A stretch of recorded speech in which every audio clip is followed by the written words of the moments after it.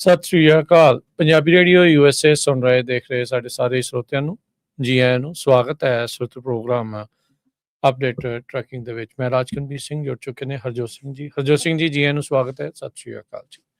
ਸਤਿ ਸ਼੍ਰੀ ਅਕਾਲ, ਧੰਨਵਾਦ ਜੀ ਆਇਆਂ ਨੂੰ। ਪੰਜਾਬੀ ਰੇਡੀਓ USA ਦੇ ਜਿੰਨੇ ਵੀ ਸਰੋਤੇ ਸਾਡੇ ਸਾਰੇ AM ਸਟੇਸ਼ਨਸ FM ਸਟੇਸ਼ਨਸ ਘਰਾਂ ਦੇ ਵਿੱਚ ਰੇਡੀਓ ਸੈਟਸ ਦੇ ਰਾਹੀਂ ਟੈਲੀਫੋਨ ਦੇ ਰਾਹੀਂ ਫੇਸਬੁੱਕ YouTube ਤੇ ਲਾਈਵ ਦੇਖ ਰਹੇ ਹੋ ਸੁਣ ਰਹੇ ਹੋ ਸਾਰਿਆਂ ਨੂੰ ਜੀ ਆਇਆਂ ਨੂੰ ਤੇ ਬਹੁਤ ਹੀ ਪਿਆਰ ਤੇ ਸਤਿਕਾਰ ਭਰੀ ਸਤਿ ਸ੍ਰੀ ਅਕਾਲ। ਸੋਤਿਓ ਅੱਜ ਜੁਲਾਈ ਦੀ 2 ਤਰੀਕ ਆ, ਦਿਨ ਵੀਰਵਾਰ ਆ ਤੇ ਤੁਹਾਡੇ ਲਈ ਸਵੇਰ ਦਾ ਅਪਡੇਟ ਟਰੈਕਿੰਗ ਪ੍ਰੋਗਰਾਮ ਲੈ ਕੇ ਹਾਜ਼ਰ ਹੋਏ ਆ। ਤੇ ਸਾਡੇ ਅੱਜ ਦੇ ਪ੍ਰੋਗਰਾਮ ਦੇ ਸਪਾਂਸਰਸ ਉਹਨਾਂ ਦਾ ਧੰਨਵਾਦ ਕਰਦੇ ਜਾਈਏ। ਖਾਲਸਾ ਇੰਸ਼ੋਰੈਂਸ ਏਜੰਸੀ ਜਿਨ੍ਹਾਂ ਦੇ ਕੋਲੋਂ ਹਰ ਇੱਕ ਤਰੀਕੇ ਦੀ ਇੰਸ਼ੋਰੈਂਸ ਤੁਸੀਂ ਕਰਵਾ ਸਕਦੇ ਹੋ। ਇੰਸ਼ੋਰੈਂਸ ਬਾਰੇ ਪਤਾ ਕਰਨ ਲਈ ਕਾਲ ਕਰ ਸਕਦੇ ਹੋ 408 272 2500। ਟਿਰਕੀਆਨਾ ਇਮੀਗ੍ਰੇਸ਼ਨ ਲਾ ਫਰਮ US ਇਮੀਗ੍ਰੇਸ਼ਨ ਦਾ ਹੋਵੇ ਕਿਸੇ ਵੀ ਤਰੀਕੇ ਦਾ ਕੰਮ, ਕਾਲ ਅਟਰਨੀ ਜੇ ਟਿਰਕੀਆਨਾ 415 909 0503 ਦੇ ਉੱਤੇ। Gurpreet Singh Bakersfield, Manjeet Singh Sangha Union City, Balkar Singh Sangha Union City ਤੇ ਊੜਾ ਡੈਟ ਰਿਲੀਫ ਵਾਲੇ। ਇਕਨੋਮਿਕ ਹਾਰਡਸ਼ਿਪ ਹੈ, ਬੈਂਕਰਪਸੀ ਤੋਂ ਬਚਣਾ ਚਾਹੁੰਦੇ ਹੋ ਤਾਂ ਤੁਸੀਂ ਇਹਨਾਂ ਦੇ ਨਾਲ ਸੰਪਰਕ ਕਰ ਸਕਦੇ ਹੋ। ਅੱਧੇ ਤੋਂ ਵੱਧ ਕਰਜ਼ਾ ਹੈ ਤੁਹਾਡਾ ਮਾਫ ਕਰਵਾ ਸਕਦੇ ਨੇ। ਕਾਲ 8888889914। ਇਹਨਾਂ ਸਾਰਿਆਂ ਦਾ ਧੰਨਵਾਦ। ਤੁਸੀਂ ਵੀ ਇਸ ਪ੍ਰੋਗਰਾਮ ਨੂੰ ਸਪਾਂਸਰ ਕਰਨਾ ਹੋਵੇ ਸੰਪਰਕ ਕਰੋ 408 272 5200 ਦੇ ਉੱਤੇ। ਸਰੋਤੇ ਜਿਸ ਤਰ੍ਹਾਂ ਤੁਹਾਨੂੰ ਪਤਾ ਹੀ ਆ, ਅੱਜ ਦਾ ਜਿਹੜਾ ਸਾਡਾ ਸਪੈਸ਼ਲ ਪ੍ਰੋਗਰਾਮ ਟਰੱਕਿੰਗ ਨੂੰ ਲੈ ਕੇ ਹੁੰਦਾ ਤੇ ਇੱਕ ਦੋ ਜਿਹੜੀਆਂ ਮੇਨ ਖਬਰਾਂ ਦੁਨੀਆ 'ਚ ਅਮਰੀਕਾ 'ਚ ਕੀ ਕੁਝ ਵਾਪਰਿਆ ਉਹ ਤੁਹਾਡੇ ਨਾਲ ਸ਼ਾਰਟ ਦੇ ਵਿੱਚ ਸਾਂਝੀਆਂ ਕਰਦੇ ਆ। ਤੇ ਅੱਜ ਦੀ ਜਿਹੜੀ ਮੇਨ ਖਬਰ ਆ, ਰਸ਼ੀਆ ਵਾਲਿਆਂ ਨੇ ਕੀਵ ਯੂਕਰੇਨ ਦੇ ਵਿੱਚ ਇੱਕ ਵਾਰੀ ਫੇਰ ਅਟੈਕ ਕੀਤਾ ਹੈਗਾ। 11 ਘੰਟੇ ਲਗਾਤਾਰ ਉਹਨਾਂ ਨੇ ਡਰੋਨਸ ਮਿਜ਼ਾਈਲ ਦੇ ਨਾਲ ਅਟੈਕ ਕੀਤਾ, ਜਿਹਦੇ ਨਾਲ 21 ਲੋਕਾਂ ਦੀ ਮੌਤ ਹੋ ਚੁੱਕੀ ਹੈਗੀ ਆ।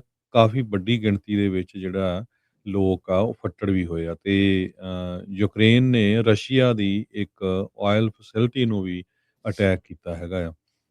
ਯੂਕਰੇਨ ਦੀ ਜਿਹੜੀ ਕੈਪੀਟਲ ਆ, ਜਿੱਥੇ 50,000 ਤੋਂ ਵੱਧ ਲੋਕ ਸ਼ੈਲਟਰ ਕਰ ਰਹੇ ਆ ਇਸ ਟਾਈਮ ਸਬਵੇ ਸਟੇਸ਼ਨਸ ਦੇ ਅੰਡਰ। ਸੋ ਉਹਨਾਂ ਨੂੰ ਵਾਰਨਿੰਗਸ ਵੀ ਜਿਹੜੀਆਂ ਦਿੱਤੀਆਂ ਗਈਆਂ ਸੀਗੀਆਂ। ਰਸ਼ੀਆ ਦੀ ਡਿਫੈਂਸ ਮਿਨਿਸਟਰੀ ਨੇ ਇਹ ਕਿਹਾ ਹੈ ਵੀ ਇਹ ਅਸੀਂ ਬੰਬਾਰਡਮੈਂਟ ਤਾਂ ਕੀਤੀ ਆ ਕਿਉਂਕਿ ਯੂਕਰੇਨ ਵਾਲਿਆਂ ਨੇ ਲੌਂਗ ਰੇਂਜ ਸਟਰਾਈਕਸ ਉਹਨਾਂ ਦੇ ਜਿਹੜਾ ਸ਼ਹਿਰ ਆ ਮੇਨ ਰਸ਼ੀਆ ਦੇ ਵਿੱਚ ਉੱਥੇ ਅਟੈਕ ਕੀਤਾ ਸੀਗਾ। ਯੂਕਰੇਨ ਦੇ ਲਗਾਤਾਰ ਰਸ਼ੀਆ ਦੇ ਵਿੱਚ ਅਟੈਕ ਹੋਣ ਕਰਕੇ ਅਸੀਂ ਉਸ ਦਾ ਜਿਹੜਾ ਜਵਾਬ ਦਿੱਤਾ ਆ, ਇਹ ਰਸ਼ੀਆ ਵਾਲੇ ਕਹਿ ਰਹੇ ਜੀ। ਤੇ ਇੱਕ ਜਿਹੜੀ ਹਰਜੋਤ ਸਿੰਘ ਜੀ, ਵੈਨੇਜ਼ੁਏਲਾ ਦੇ ਵਿੱਚ ਆਪਾਂ ਨੂੰ ਪਤਾ ਹੀ ਆ ਵੀ ਜਿੱਦਾਂ ਦੀ ਸਥਿਤੀ ਬਣੀ ਪਈ ਆ, ਲੋਕਾਂ ਦਾ ਬਹੁਤ ਬੁਰਾ ਹਾਲ ਆ। ਹਜ਼ਾਰਾਂ ਦੀ ਸੰਖਿਆ ਦੇ ਵਿੱਚ ਲੋਕ ਮਰ ਚੁੱਕੇ ਆ। ਪਰ ਇੱਕ ਇਹ ਸਾਰੇ ਕਾਸੇ ਦੇ ਵਿੱਚ ਜਿਹੜੇ ਮਦਦਗਾਰ ਹੁੰਦੇ ਆ, ਮਦਦ ਕਰਨ ਵਾਲੇ ਹੁੰਦੇ ਆ, ਉਹਨਾਂ ਦੇ ਹੌਸਲੇ ਤੇ ਦੁਨੀਆ ਦੇ ਹੌਸਲੇ ਬੁਲੰਦ ਹੋ ਜਾਂਦੇ ਆ ਜਦੋਂ 8 ਦਿਨਾਂ ਬਾਅਦ ਅੱਜ ਇੱਕ 43 ਸਾਲਾਂ ਦੇ ਬੰਦੇ ਨੂੰ ਜੀਵਤ ਉਸ ਮਲਬੇ ਦੇ ਵਿੱਚੋਂ ਕੱਢਿਆ ਜਿਹੜਾ ਉਹ ਗਿਆ ਆ। ਇੱਦਾਂ ਹੋਣ ਦੇ ਨਾਲ ਸਾਰਿਆਂ ਨੂੰ ਆਸ ਜਿਹੜੀ ਉਹ ਵੱਝਦੀ ਆ ਵੀ ਕੋਈ ਕਿਤੇ ਜਿਹੜਾ ਉਹ ਇਸ ਮਲਬੇ ਦੇ ਵਿੱਚ ਅਜੇ ਵੀ ਸੁਰੱਖਿਅਤ ਹੋ ਸਕਦਾ ਆ। ਕਹਿੰਦੇ ਵੀ ਉਹ ਸਿਕਿਉਰਿਟੀ ਗਾਰਡ ਸੀਗਾ ਹਰਨਨ ਅਲਬਰਟੋ ਗਿਲ ਫਲੋਰਸ, 43 ਸਾਲ ਦਾ। ਜਿਹੜੇ ਰੈਸਕਿਊਅਰਸ ਆ ਉਹਨਾਂ ਨੇ ਜਿਹੜਾ ਉਹ ਦੱਸਿਆ ਆ ਵੀ ਉਹਦੀ ਘਰ ਵਾਲੀ ਨੇ ਕਹਿੰਦੇ ਵੀ ਜੇ ਨਾ ਸਰਵਾਈਵ ਕੀਤੀ ਤੇ ਇੱਦਾਂ ਜਿਹੜਾ ਉਹ ਤੁਸੀਂ ਕਰਿਓ। ਪਰ ਕਹਿੰਦੇ ਵੀ ਉਹ 8 ਦਿਨਾਂ ਬਾਅਦ ਆਪਣੇ ਜਿਹੜੇ ਵਰਕ ਸਟੇਸ਼ਨ ਕੈਬਨ ਸੀਗਾ, ਜਦ ਉਸਨੂੰ ਥੱਲੋਂ ਕੱਢਿਆ ਗਿਆ, ਇੱਕ ਛੋਟੀ ਜਿਹੀ ਕਹਿ ਲਓ ਵੀ ਮਘੋਰਾ ਸੀਗਾ ਜਿਹਦੇ ਕਰਕੇ ਹਵਾ ਉੱਥੇ ਆ ਜਾ ਰਹੀ ਸੀ, ਜਿਹਦੇ ਕਰਕੇ ਇਸ ਨੂੰ ਸਾਹ ਆਉਂਦਾ ਰਿਹਾ। ਪਰ 8 ਦਿਨ ਤੱਕ ਉਸ ਮਲਬੇ ਦੇ ਹੇਠਾਂ ਫਸਿਆ ਰਿਹਾ ਸੀਗਾ। ਹੁਣ ਤੱਕ ਹਰਜੋਤ ਸਿੰਘ ਜੀ ਅਨੁਮਾਨਿਤ 2200 ਜਾਣੇ ਇਹ ਜਿਹੜੇ ਦੋਹਰੇ ਆਏ ਭੁਚਾਲ 7.2 ਤੇ 7.5 ਮੈਗਨੀਚਿਊਡ ਦੇ ਉਹਦੇ ਵਿੱਚ ਮਾਰੇ ਜਾ ਚੁੱਕੇ ਆ ਤੇ ਆંકੜਾ ਲਗਾਤਾਰ ਵੱਧਦਾ ਜਿਹੜਾ ਉਹ ਜਾ ਰਿਹਾ ਆ। ਕਹਿੰਦੇ ਕੋਸਟਾ ਰੀਕਾ ਦੀ ਰੈੱਡ ਕਰਾਸ ਦੀ ਸਪੈਸ਼ਲਾਈਜ਼ਡ ਟੀਮ ਸੀ ਜਿਨ੍ਹਾਂ ਨੇ ਡਿਟੈਕਟ ਕੀਤਾ ਵੀ ਇੱਥੇ ਕੋਈ ਜੀਵਤ ਬੰਦਾ ਹੋ ਸਕਦਾ ਆ। ਤੇ ਫਿਰ ਕਹਿੰਦੇ ਵੀ ਇਵੈਂਚੁਅਲੀ ਹੌਲੀ ਤੱਕ ਉੱਥੇ ਜਿਹੜਾ ਉਹਨੂੰ ਪਹੁੰਚੇ ਤਾਂ ਉਸ ਨੂੰ ਜਿਹੜਾ ਉਸ ਦੇ ਵਿੱਚੋਂ ਮਲਬੇ ਦੇ ਵਿੱਚੋਂ ਕੱਢਿਆ ਜਿਹੜਾ ਹੋ ਗਿਆ ਆ। ਪਰ ਹਾਲਾਤ ਜਿਹੜੇ ਵੈਨੇਜ਼ੁਏਲਾ ਦੇ ਵਿੱਚ ਹਰਜੋਤ ਸਿੰਘ ਜੀ ਖਾਸੇ ਮਾੜੇ ਬਣੇ ਪਏ ਆ। ਬਿਲਡਿੰਗਾਂ ਜਿੱਥੇ ਡਿੱਗੀਆਂ, ਮਲਬਿਆਂ ਦੇ ਢੇਰ ਜਿੱਥੇ ਲੱਗੇ ਆ, ਉੱਥੇ ਰਾਹਤ ਕਾਰਜਾਂ ਦੇ ਵਿੱਚ ਜੋ ਲੋੜੀਂਦੀ ਸਹਾਇਤਾ ਲੋਕਾਂ ਨੂੰ ਮਿਲਣੀ ਚਾਹੀਦੀ ਆ, ਉਹਦੇ ਵਿੱਚ ਕਾਫੀ ਅੜਚਨਾਂ ਲੋਕਾਂ ਨੂੰ ਆ ਰਹੀਆਂ ਹੈਗੀਆਂ ਆ। ਮੁੱਢਲੇ ਐਨਾਲਿਸਿਸ ਦੇ ਵਿੱਚ ਜਿਹੜੇ ਸੈਟੇਲਾਈਟ ਡਾਟਾ ਆ ਉਹ ਇਹ ਦੱਸਦਾ ਵੀ 58,000 ਤੋਂ ਵੱਧ ਜਿਹੜੀਆਂ ਬਿਲਡਿੰਗਸ ਆ ਜਾਂ ਉਹਨਾਂ ਨੂੰ ਨੁਕਸਾਨ ਪਹੁੰਚਿਆ ਹੈ ਤੇ ਜਾਂ ਉਹ ਪੂਰੀ ਤਰ੍ਹਾਂ ਨਸ਼ਟ ਜਿਹੜੀਆਂ ਆ ਉਹ ਹੋ ਚੁੱਕੀਆਂ, ਮਲਬਾ ਉਹਨਾਂ ਦਾ ਬਣ ਚੁੱਕਾ ਹੈਗਾ ਆ। ਵੈਨੇਜ਼ੁਏਲਾ ਦੀ ਇਸ ਟਾਈਮ ਇੰਟਰਮ ਪ੍ਰੈਜ਼ੀਡੈਂਟ ਹੋਰਜੇ ਰੋਡਰੀਗਜ਼ ਉਹਨਾਂ ਨੇ ਕਿਹਾ ਅਦਾਲਤ ਉਹਨਾਂ ਨੇ ਅਸੈਂਬਲੀ ਦੇ ਵਿੱਚ ਕਿਹਾ ਸੀਗਾ ਵੀ 855 ਬਿਲਡਿੰਗਸ ਡੈਮੇਜ ਹੋਈਆਂ ਹੈ, ਜਿਨ੍ਹਾਂ ਦੇ ਵਿੱਚ 199 ਪੂਰੀ ਤਰ੍ਹਾਂ ਜਿਹੜੀਆਂ ਉਹ ਮਲਬੇ ਦਾ ਢੇਰ ਬਣ ਗਈਆਂ ਆ। ਪਰ ਸੈਟੇਲਾਈਟ ਇਮੇਜ ਕਹਿੰਦੀ ਆ ਵੀ 58,000 ਤੱਕ ਜਿਹੜੀਆਂ ਬਿਲਡਿੰਗਸ ਆ ਉਹਨਾਂ ਨੂੰ ਨੁਕਸਾਨ ਪਹੁੰਚਿਆ ਹੋ ਸਕਦਾ ਹੈ। ਤੇ ਆਪਣੇ ਨਾਲ ਹੁਣ ਰਮਨ ਢਿੱਲੋਂ ਜੀ ਜਿਹੜੇ ਉਹ ਜੁੜ ਚੁੱਕੇ ਆ, ਉਹਨਾਂ ਦੇ ਨਾਲ ਆਪਾਂ ਗੱਲਬਾਤ ਜਿਹੜੀ ਉਹ ਕਰਦੇ ਹਾਂ। ਜੀ ਆਇਆਂ ਨੂੰ ਰਮਨ ਜੀ, ਸਵਾਗਤ ਹੈ ਜੀ, ਸਤਿ ਸ੍ਰੀ ਅਕਾਲ। ਰਮਨ ਜੀ ਆਪਣੀ ਆਵਾਜ਼ ਔਨ ਕਰ ਲਿਓ ਜੀ। ਲਓ ਜੀ, ਔਨ ਹੋ ਗਈ ਜੀ। ਸਤਿ ਸ਼੍ਰੀ ਅਕਾਲ ਜੀ ਸਾਰਿਆਂ ਨੂੰ। ਜੀ ਜੀ ਆਇਆਂ ਨੂੰ ਜੀ ਜੀ। ਸੋ ਰਮਨ ਜੀ, ਕੀ ਜਿਹੜੀ ਲੇਟੈਸਟ ਸਥਿਤੀ, ਆਪਾਂ ਇਸੇ ਤੋਂ ਹੀ ਜਿਹੜੀ ਸ਼ੁਰੂਆਤ ਜਿਹੜੀ ਉਹ ਕਰਦੇ ਆ ਟਰੱਕਿੰਗ ਇੰਡਸਟਰੀ ਨੂੰ ਲੈ ਕੇ, ਵਾਟਸ ਲੇਟੈਸਟ ਕਾਫੀ ਕੁਛ ਚੱਲ ਰਿਹਾ ਹੈਗਾ ਰਾਜਕਰਨ ਇੰਡਸਟਰੀ ਜੇ ਕਹੀਏ ਤੇ ਐਜ਼ ਹੋਲ ਬਹੁਤ ਵਧੀਆ ਚੱਲ ਰਹੀ ਹੈ। ਰਿਪੋਰਟ ਜਿਹੜੀ ਆ ਆਲਮੋਸਟ ਟਰੱਕਿੰਗ ਕੰਪਨੀਜ਼ ਤੋਂ ਬੜੀ ਵਧੀਆ ਆ ਰਹੀ ਹੈ ਕਿ ਸਾਰਾ ਕੁਛ ਠੀਕ ਹੋ ਰਿਹਾ ਹੈਗਾ, ਰੇਟਸ ਵਧੀਆ ਹੋ ਰਹੇ ਹੈਗੇ ਆ। ਪਰ ਜਿਹੜੀਆਂ ਸਿਚੁਏਸ਼ਨਾਂ ਅਜੇ ਵੀ ਬਣੀਆਂ ਹੋਈਆਂ ਆ ਉਹ ਹੈਗਾ ਕਿ ਜਿਹੜੀ ਇੱਕ ਥੈਫਟ ਦੀ ਸਿਚੁਏਸ਼ਨ ਆ ਤੇ ਦੂਸਰੀ ਜਿਹੜੀ ਡਰਾਈਵਰ ਸ਼ਾਰਟੇਜ ਜਿਹੜੀ ਹੁਣ ਕੰਪਨੀਜ਼ ਨੂੰ ਦਿਖ ਰਹੀ ਹੈਗੀ ਆ। ਔਰ ਜਿਵੇਂ ਕਹਿ ਲਓ ਵੀ ਇਸ ਵੇਲੇ ਇੱਕ ਥੋੜ੍ਹੀ ਜਿਹੀ ਡਰਾਈਵਰ ਪੇ ਦੀ ਵਾਰ ਵੀ ਜਿਹੜੀ ਆ ਉਹ ਚੱਲ ਪਈ ਹੈਗੀ ਆ। ਤੇ ਇਹਦੇ ਵਿੱਚ ਹੁਣ ਜੇ ਆਪਾਂ ਗੱਲ ਕਰੀਏ ਇਸ ਵੇਲੇ ਜਿਹੜਾ ਕੰਬੈਟਿੰਗ ਆਰਗੇਨਾਈਜ਼ਡ ਰੀਟੇਲ ਕ੍ਰਾਈਮ ਐਕਟ ਹੈਗਾ ਆ, ਉਹ ਹਾਊਸ ਦੇ ਵਿੱਚ ਪਾਸ ਹੋ ਗਿਆ 348/60 ਹੈ ਨਾ। ਐਂਡ ਇਹ ਜਿਹੜਾ ਲਾਅ ਹੈਗਾ ਇਹ ਹੁਣ ਸੈਨੇਟ ਦੇ ਵਿੱਚ ਜਿਹੜਾ ਇਹਦਾ ਪਲੇ ਆਊਟ ਹੋਊਗਾ। ਔਰ ਮੇਰੇ ਖਿਆਲ ਦੇ ਵਿੱਚ ਕਿ ਕਾਫੀ ਜ਼ਿਆਦਾ ਜ਼ਰੂਰੀ ਹੈਗਾ ਇਹ ਚੀਜ਼ਾਂ ਜਿਹੜੀਆਂ ਕਰਨੀਆਂ। ਇਸ ਵੇਲੇ $18 ਮਿਲੀਅਨ ਅ ਡੇ ਜਿਹੜਾ ਰਫਲੀ ਨੁਕਸਾਨ ਹੁੰਦਾ ਆ ਟਰੱਕਿੰਗ ਇੰਡਸਟਰੀ ਨੂੰ। ਅਬਾਊਟ $6.6 ਬਿਲੀਅਨ ਦਾ ਨੁਕਸਾਨ ਜਿਹੜਾ ਹੁੰਦਾ ਆ ਇਹਦੇ ਵਿੱਚ ਐਵਰੀ ਡੇ ਦੇ ਹਿਸਾਬ ਦੇ ਨਾਲ। ਤੇ ਜਿਹੜਾ ਇਸ ਵੇਲੇ ਸਕੇਰੀਅਸਟ ਨੰਬਰ ਆਇਆ ਹੈਗਾ ਕਿ ਜਿਹੜਾ ਫਰਾਡ, ਆਇਡੈਂਟੀਟੀ ਥੈਫਟ ਤੇ ਫੇਕ ਪੇਪਰ ਵਰਕ ਦਿਖਾ ਕੇ ਜਿਹੜੇ ਲੋਡ ਚੋਰੀ ਕਰਨੇ ਆ, ਉਹ 2021 ਤੋਂ ਲੈ ਕੇ ਹੁਣ ਤੱਕ 1500% ਦਾ ਇਨਕਰੀਜ਼ ਉਹਦੇ ਵਿੱਚ ਦੇਖਣ ਨੂੰ ਮਿਲਿਆ ਆ। ਸੋ ਇਹ ਜਿਹੜਾ ਇਨਕਰੀਜ਼ ਹੈਗਾ ਆ ਇਹ ਬੜਾ ਸਕੇਰੀਅਸਟ ਹੈਗਾ ਇਸ ਵੇਲੇ। ਸੋ ਇਸ ਕਰਕੇ ਇਹਦੇ ਉੱਤੇ ਕਾਫੀ ਜਿਹੜਾ ਕੰਮ ਉਹ ਚੱਲ ਰਿਹਾ ਹੈਗਾ ਕਿ ਇਹਨੂੰ ਪਾਸ ਕਰਨ ਵਾਸਤੇ। ਤੇ ਜੇ ਆਪਾਂ ਹੁਣ ਉਹ ਇਹਦੀ ਗੱਲ ਕਰ ਲਈਏ ਤੇ ਆਪਣਾ ਜਿਹੜਾ ਆ ਆਪਣੇ ਰੀਸੈਂਟਲੀ 1-2 ਦਿਨ ਪਹਿਲਾਂ ਜਿਹੜੀ ਅਰੈਸਟ ਹੋਈ ਹੈਗੀ ਆ ਇੰਡੀਆਨਾ ਦੇ ਵਿੱਚ, ਗ੍ਰੀਨਫੀਲਡ ਇੰਡੀਆਨਾ ਦੇ ਵਿੱਚ, ਡਰਾਈਵਰ ਜਿਹੜਾ Deepak Kumar Fresno 31 years old, ਜਿਹੜੇ ਕਿ ਉੱਥੋਂ ਲੋਡ ਆਲਮੋਸਟ ਚੋਰੀ ਕਰਕੇ ਲੈ ਕੇ ਆ ਰਹੇ ਸੀਗੇ ਤੇ ਇੱਥੇ ਉਹਨਾਂ ਨੂੰ ਤਾਂ ਉਹਦੀ ਮਿਲੀ ਜਿਹੜੀ ਟਿਪ ਤੇ ਇੰਡੀਆਨਾ ਤੋਂ ਚੋਰੀ ਕਰਕੇ ਲਿਆ ਰਿਹਾ ਸੀ। ਨਹੀਂ, ਇਹ ਇੰਡੀਆਨਾ ਤੋਂ ਨਹੀਂ ਸੀਗਾ, ਇਹ ਮੇਰੇ ਖਿਆਲ ਸੀਗਾ ਪੈਂਸਿਲਵੇਨੀਆ ਤੋਂ ਸੀਗਾ। ਪੈਂਸਿਲਵੇਨੀਆ ਤੋਂ ਚੋਰੀ ਹੋਇਆ, ਪਰ ਉੱਥੇ ਗਏ ਜੂਨ 25 ਨੂੰ ਪੈਂਸਿਲਵੇਨੀਆ ਤੋਂ ਚੋਰੀ ਹੋਇਆ ਸੀਗਾ। ਤੇ ਪੈਂਸਿਲਵੇਨੀਆ ਤੋਂ ਉਹਨਾਂ ਦੇ ਲਈ ਉਹ ਸੀਗੀ ਆਪਣੀ ਵਾਰੰਟ ਇਸ਼ੂ ਹੋਇਆ ਸੀਗਾ। ਸੋ ਇਹ ਜਿਹੜਾ ਲੋਡ ਸੀਗਾ ਇਹ about 40,000 pound tungsten oxide powder ਸੀਗਾ, ਜਿਹੜਾ ਕਿ ਮਿਤਸੂਬਿਸ਼ੀ ਮਟੀਰੀਅਲ ਜਾਪਾਨ ਨੂੰ ਜਾਣਾ ਸੀਗਾ ਤੇ ਜਿਹੜਾ ਕਿ ਇਹ ਚੋਰੀ ਕਰ ਲਿਆ ਗਿਆ। ਇਹਦੀ ਕੀਮਤ ਕੋਈ ਤਕਰੀਬਨ 3 ਮਿਲੀਅਨ ਦੇ ਲਾਗੇ ਦੱਸੀ ਜਾਂਦੀ ਸੀ ਲੋਡ ਦੀ। ਸੋ ਇਹ ਜਿਹੜਾ ਲੋਡ ਆ ਇਹ ਚੋਰੀ ਹੋਇਆ। ਔਰ ਇਹ ਜਿਹੜੀਆਂ ਚੀਜ਼ਾਂ ਹੁਣ ਹੋ ਰਹੀਆਂ ਹੈਗੀਆਂ ਇਹਨਾਂ ਦੇ ਕਰਕੇ ਜਿਹੜਾ ਸਿਚੁਏਸ਼ਨ ਹੈਗੀ ਆ ਉਹ ਕਾਫੀ ਜਿਹੜੀ ਆ ਉਹ ਕਹਿ ਲਓ ਵੀ ਜਿਹੜੇ ਇੱਦਾਂ ਦੇ ਲਾਜ਼ ਬਣਨੇ ਆ ਉਹ ਤਾਂ ਹੀ ਫਿਰ ਉੱਤੇ ਜ਼ੋਰ ਪੈਂਦਾ, ਤਾਂ ਹੀ ਫਿਰ ਉਹ ਅੱਗੇ ਵੱਧਦੇ ਆ, ਕਿਉਂਕਿ ਇਹ ਚੀਜ਼ਾਂ ਜਿਹੜੀਆਂ ਹੋ ਰਹੀਆਂ ਹੈਗੀਆਂ। ਇਹਦੇ ਨਾਲ ਰਾਜਕਿਰਨ ਇੱਕ ਜਿਹੜੀ ਹੋਰ ਇੰਟਰਸਟਿੰਗ ਔਰ ਜਿਹੜੀ ਬਹੁਤ ਜ਼ਰੂਰੀ ਜਿਹੜੀ ਖਬਰ ਹੈਗੀ ਆ, ਮਲਟੀ ਸਟੇਟ ਕ੍ਰੈਕ ਡਾਊਨ ਜਿਹੜਾ ਔਨ ਕਮਰਸ਼ੀਅਲ ਜਿਹੜੇ ਵਹੀਕਲਸ ਹੈਗੇ ਉਹਨਾਂ ਦੇ ਵਾਇਲੇਟਰਸ ਦੇ ਉੱਤੇ ਚੱਲਿਆ ਹੈਗਾ। ਠੀਕ ਹੈ, ਜਿਹਦੇ ਵਿੱਚ ਇਹ ਕਾਫੀ ਮਹੀਨਿਆਂ ਤੋਂ ਬਿਲਡਅਪ ਕੀਤਾ ਜਾ ਰਿਹਾ ਸੀਗਾ ਇਸ ਚੀਜ਼ ਨੂੰ। ਤੇ ਜਿਹਦੇ ਵਿੱਚ ਕਿ ਇੰਡੀਆਨਾ ਦੇ ਵਿੱਚ 223 ਅਰੈਸਟ ਜਿਹੜੀਆਂ ਆਈਸ ਤੇ ਸਟੇਟ ਪੁਲਿਸ ਦੇ ਆਪਰੇਸ਼ਨ ਦੇ ਨਾਲ ਕੀਤੀਆਂ ਗਈਆਂ ਇਲੀਨੋਇਸ ਸਟੇਟ ਲਾਈਨ ਦੇ ਲਾਗੇ। ਓਕਲਾਹੋਮਾ ਵੱਲੋਂ 120 ਅਰੈਸਟ ਜਿਹੜੀਆਂ I-40 ਤੇ with rap sheet including DUI, human smuggling ਤੇ ਡਰੱਗ ਡਿਸਟ੍ਰੀਬਿਊਸ਼ਨ ਤੇ। ਟੈਕਸਸ ਪੈਨ ਹੈਂਡਲ ਦੇ ਵਿੱਚ 30+ ਅਰੈਸਟ ਹੋਈਆਂ। ਨੇਸ਼ਨ ਵਾਈਡ ਜੇ ਉਹ ਟੈਲੀ ਕੀਤੀ ਜਾਵੇ ਤੇ ਨੇਸ਼ਨ ਵਾਈਡ ਦੱਸਿਆ ਜਾ ਰਿਹਾ ਕਿ almost 9500 commercial truck taken of the road ਇਸ ਸਵੀਪ ਦੇ ਵਿੱਚ। ਸੋ ਇਹਦੇ ਵਿੱਚ ਵੀ ਜਿਹੜੀ ਇਹ ਚੀਜ਼ ਹੈਗੀ ਆ ਉਹ ਉੱਭਰ ਕੇ ਸਾਹਮਣੇ ਉਹੀ ਆ ਰਹੀ ਆ ਕਿ ਜਿਹੜੀਆਂ ਇਸ ਵੇਲੇ 2 ਸਟੇਟਸ ਹੈਗੀਆਂ, ਕੈਲੀਫੋਰਨੀਆ ਨੂੰ ਤਾਂ ਕਾਫੀ ਮਤਲਬ ਹਿੱਟ ਆਲਰੇਡੀ ਕਰ ਚੁੱਕੇ ਆ, ਐਂਡ ਨਿਊਯਾਰਕ ਨੂੰ ਹਿੱਟ ਜਿਹੜਾ ਇਸ ਵੇਲੇ ਹੋ ਰਿਹਾ ਹੈਗਾ ਕਿ ਉਹਨਾਂ ਦੀ ਫੰਡਿੰਗਸ ਵਗੈਰਾ ਜਿਹੜੀ ਆ ਰੁਕੀ ਹੋਈ ਆ, ਕਿ ਇੰਪਲੀਮੈਂਟੇਸ਼ਨ ਜਿਹੜੀ ਆ ਰੂਲਸ ਦੀ ਨਹੀਂ ਹੋ ਰਹੀ ਹੈਗੀ। ਸੋ ਇਹ ਵੀ ਇੱਕ ਹੋਰ ਜਿਹੜੀ ਇੰਪੋਰਟੈਂਟ ਚੀਜ਼ ਹੈਗੀ ਆ ਰਾਜਕਿਰਨ, ਜਿਹੜਾ ਫਲੋਰੀਡਾ ਵਾਲਾ ਆਪਣਾ ਯੂਟਰਨ ਲਾਸੂਟ ਸੀਗਾ, ਉਹਦੇ ਵਿੱਚ C.H. ਰੋਬਿਨਸਨ ਜਿਹੜਾ ਸੀਗਾ ਉਹ ਡ੍ਰੌਪ ਆਊਟ ਕਰ ਦਿੱਤਾ ਗਿਆ C.H. ਰੋਬਿਨਸਨ ਨੂੰ ਉਸ ਕੇਸ ਦੇ ਵਿੱਚੋਂ, ਕਿਉਂਕਿ ਉਸ ਕੇਸ ਦੇ ਵਿੱਚ ਇਹ ਪਾਇਆ ਗਿਆ ਕਿ C.H. ਰੋਬਿਨਸਨ ਦਾ ਕੋਈ ਲੈਣਾ ਦੇਣਾ ਨਹੀਂ ਸੀਗਾ।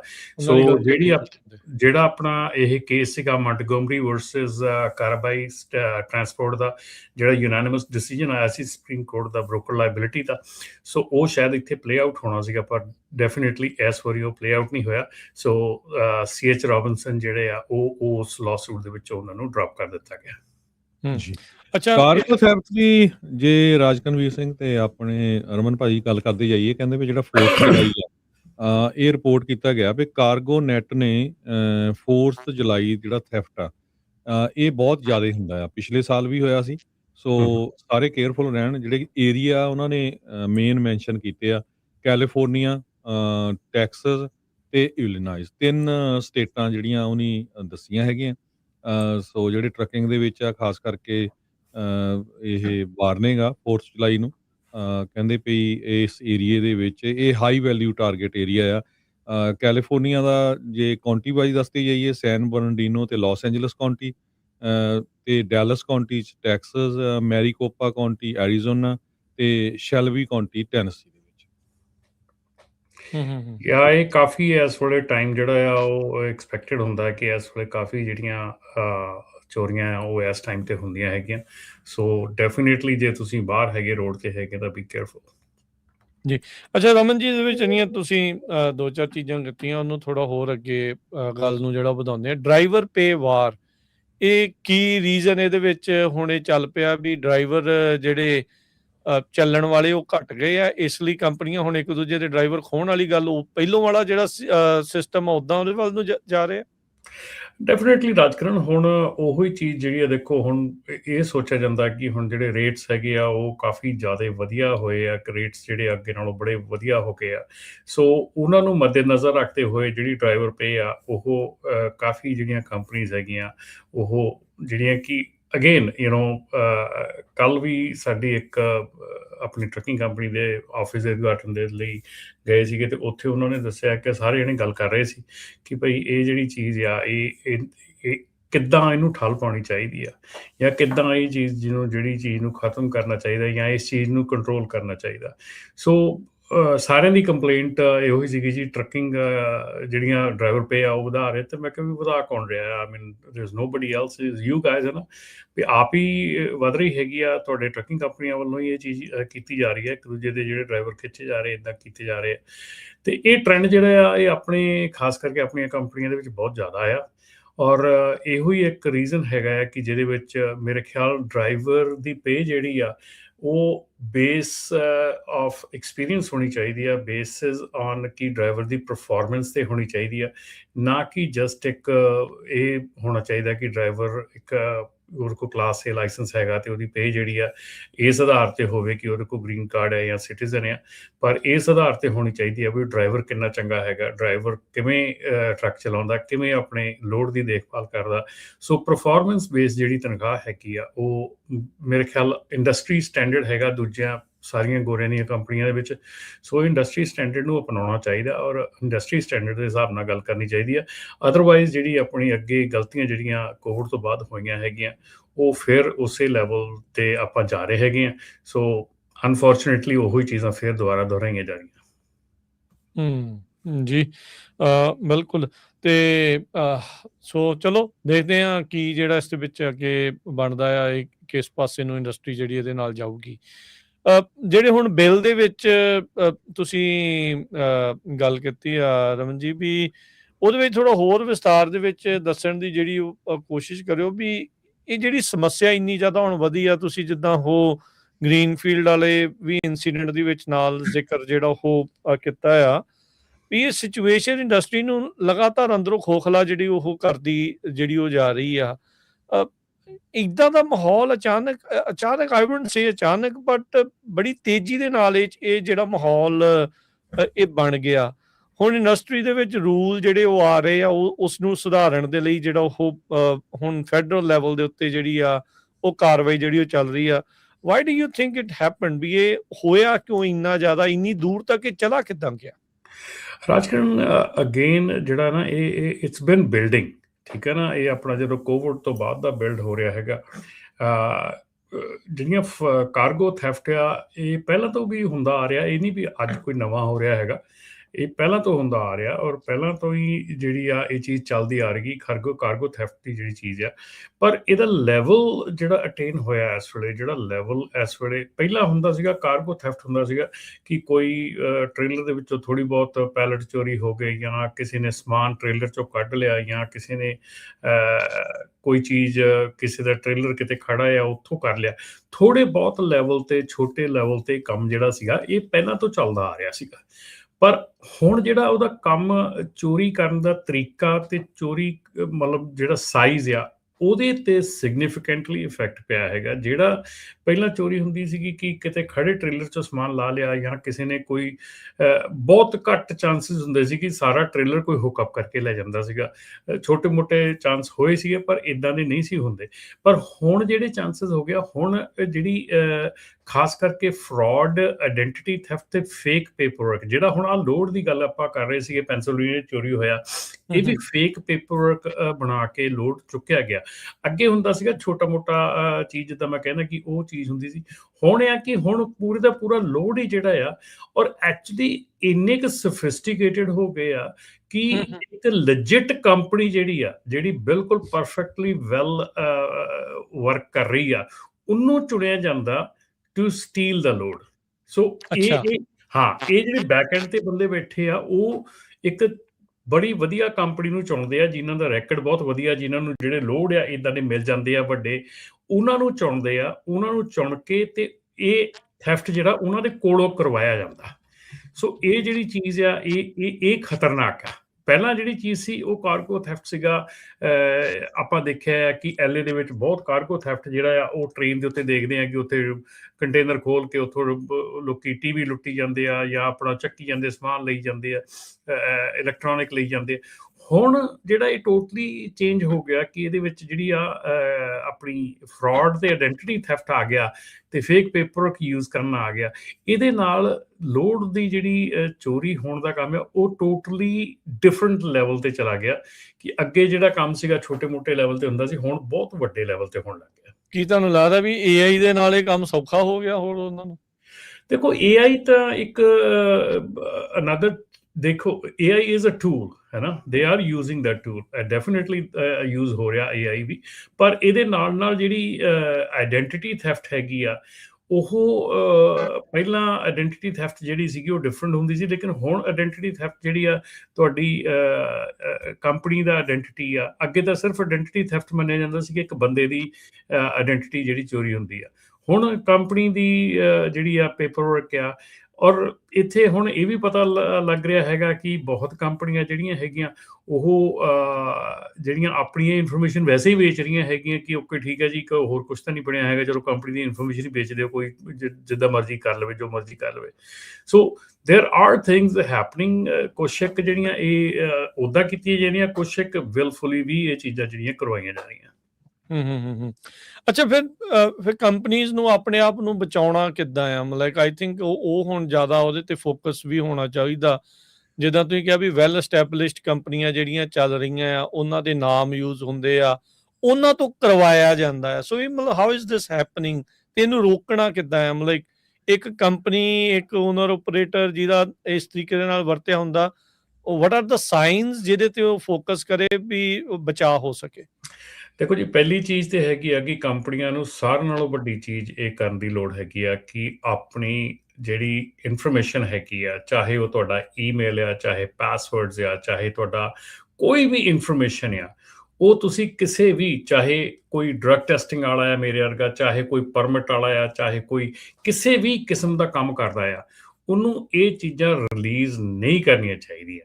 ਸਾਨੂੰ ਮੈਂ ਤੁਹਾਨੂੰ ਦੱਸਦਾ ਇੰਟਰਸਟਿੰਗ ਗੱਲ ਇੱਕ ਰਾਜਕਰਨ, ਕਿ ਸਾਡੇ ਕੋਲ ਕਿਸੇ ਕੰਪਨੀ ਦਾ ਅਕਾਊਂਟ ਸੀਗਾ ਤੇ ਉਹਨਾਂ ਨੇ ਅਕਾਊਂਟ ਮੂਵ ਕੀਤਾ ਦੂਜੇ ਪਾਸੇ ਕਿਸੇ ਹੋਰ ਕੰਪਨੀ ਦੇ ਕੋਲ, ਪਰਮਿਟਸ ਵਾਲਿਆਂ ਦੇ ਕੋਲ, ਤੇ ਉਹ ਪਰਮਿਟਸ ਵਾਲਿਆਂ ਦੀ ਸਾਨੂੰ ਈਮੇਲ ਆਈ ਕਿ ਸਾਨੂੰ ਇਸ ਕੰਪਨੀ ਦੇ ਸਾਰੇ ਲੌਗਇਨ, ਪਾਸਵਰਡਸ, ਐਵਰੀਥਿੰਗ ਰਿਲੀਜ਼ ਕਰੋ।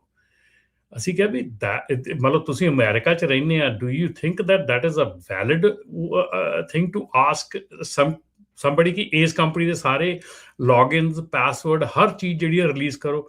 ਮੈਂ ਕਿਹਾ that is not how this country works. ਠੀਕ ਹੈ, ਸੋ ਉਹ ਤੁਸੀਂ ਇਹ ਸੋਚੋ ਵੀ ਜਦੋਂ ਕੰਪਨੀਆਂ ਜਿਹੜੀਆਂ ਆ ਉਹ ਤੁਹਾਡੇ ਕੋਲ ਮੰਗਦੀਆਂ ਕਿ ਸਾਨੂੰ ਪਾਸਵਰਡ ਵੀ ਚਾਹੀਦਾ, ਤੁਹਾਨੂੰ ਲੌਗਇਨ ਵੀ ਚਾਹੀਦਾ, ਸਾਨੂੰ ਆ ਵੀ ਚਾਹੀਦਾ। ਹੁਣ ਇੱਕ ਤਾਂ ਤੁਸੀਂ ਕੰਪਨੀ ਨੂੰ ਦਿੱਤਾ, ਹੁਣ ਇੱਕ ਕੰਪਨੀ ਦੇ ਵਿੱਚ ਉਹਦਾ ਬੈਕਐਂਡ ਕਿਸੇ ਹੋਰ ਕੰਟਰੀ 'ਚ ਆ, ਉੱਥੇ ਜਿਹੜਾ ਬੰਦਾ ਬੈਠਾ ਕਿ ਉਹ ਵੀ ਉਸ ਲੈਵਲ ਤੇ ਕੰਮ ਕਰ ਰਿਹਾ ਹੈਗਾ। ਹੁਣ ਜਦੋਂ ਤੁਹਾਡੀ ਇਨਫੋਰਮੇਸ਼ਨ ਲੀਕ ਹੁੰਦੀ ਹੈ, ਇਨਫੋਰਮੇਸ਼ਨ ਕਿਸੇ ਤਰੀਕੇ ਨਾਲ ਲੀਕ ਹੁੰਦੀ ਹੈ, ਨਾਟ ਕਿ ਜਸਟ ਲਾਈਕ ਕਿ ਉਹ ਕੋਈ AI ਨੇ ਕਿਸੇ ਨੇ ਕਮਾਂਡ ਦਿੱਤੀ ਤੇ ਉਹਨੇ ਤੁਹਾਡੇ ਸਾਰੇ ਪਾਸਵਰਡ ਚੋਰੀ ਕਰ ਲਏ, ਇਦਾਂ ਥੋੜੀ ਹੁੰਦਾ। ਇਨਫੋਰਮੇਸ਼ਨ ਲੀਕ ਹੁੰਦੀ ਆ ਸਿੰਪਲ ਇਹੋ ਜਿਹੇ ਸਟੈਪਸ ਤੋਂ।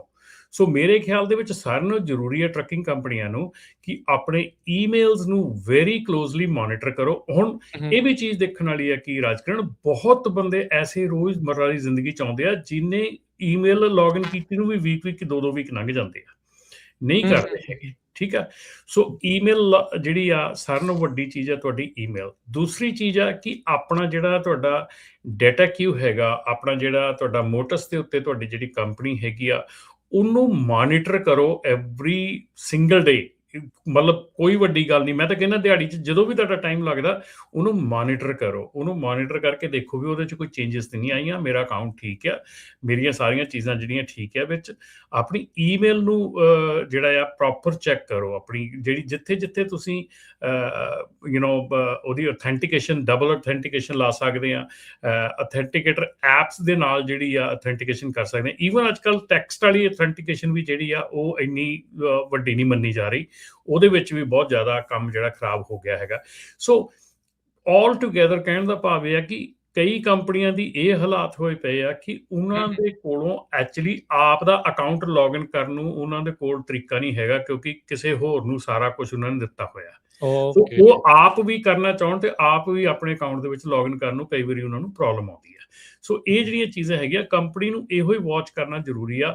ਇੱਕ ਤੇ ਆਪਣੀ ਈਮੇਲ ਐਵਰੀ ਸਿੰਗਲ ਡੇ 10 ਵਾਰੀ ਭਾਵੇਂ ਲੌਗਇਨ ਕਰੋ, ਭਾਵੇਂ ਜਦੋਂ ਮਰਜ਼ੀ ਕਰੋ, ਈਮੇਲ ਆਪਣੀ ਵਾਚ ਕਰੋ, ਆਪਣੇ ਜਿਹੜਾ ਮੋਟਸ ਤੇ ਜਾ ਕੇ ਆਪਣਾ ਵਾਚ ਕਰੋ, ਆਪਣਾ ਡਾਟਾ ਕਿਊ ਤੇ ਵਾਚ ਕਰੋ, ਆਪਣੀਆਂ ਜਿਹੜੀਆਂ ਵਾਇਲੇਸ਼ਨਸ ਆ ਉਹ ਵਾਚ ਕਰੋ। ਹੁਣ ਇਹ ਵੀ ਰਾਜਕਰਨ ਦੇਖਣ 'ਚ ਮਿਲ ਰਿਹਾ ਹੈਗਾ ਕਿ ਕਈ ਕੰਪਨੀਆਂ ਸਾਡੇ ਕੋਲ ਆਉਂਦੀਆਂ ਜਿਹੜੀਆਂ ਕਿ ਉਹਨਾਂ ਦੀ ਵਾਇਲੇਸ਼ਨਸ ਜਦੋਂ ਚੈੱਕ ਕਰੀਦੇ ਆ, ਤੇ ਕਈ ਵਾਇਲੇਸ਼ਨਸ ਉਹ 'ਚ ਇਹ ਆਉਂਦੀਆਂ ਕਿ ਉਹ ਕਹਿੰਦੇ ਕਿ ਸਾਡੀ ਤਾਂ ਵਾਇਲੇਸ਼ਨ ਹੀ ਹੈ ਨਹੀਂ ਆ, ਸਾਡਾ ਡਰਾਈਵਰ ਹੀ ਹੈ ਨਹੀਂਗਾ, ਸਾਡੇ ਤੇ ਵਾਇਲੇਸ਼ਨ ਕਿੱਦਾਂ ਪਈ ਆ, ਹੈ ਨਾ।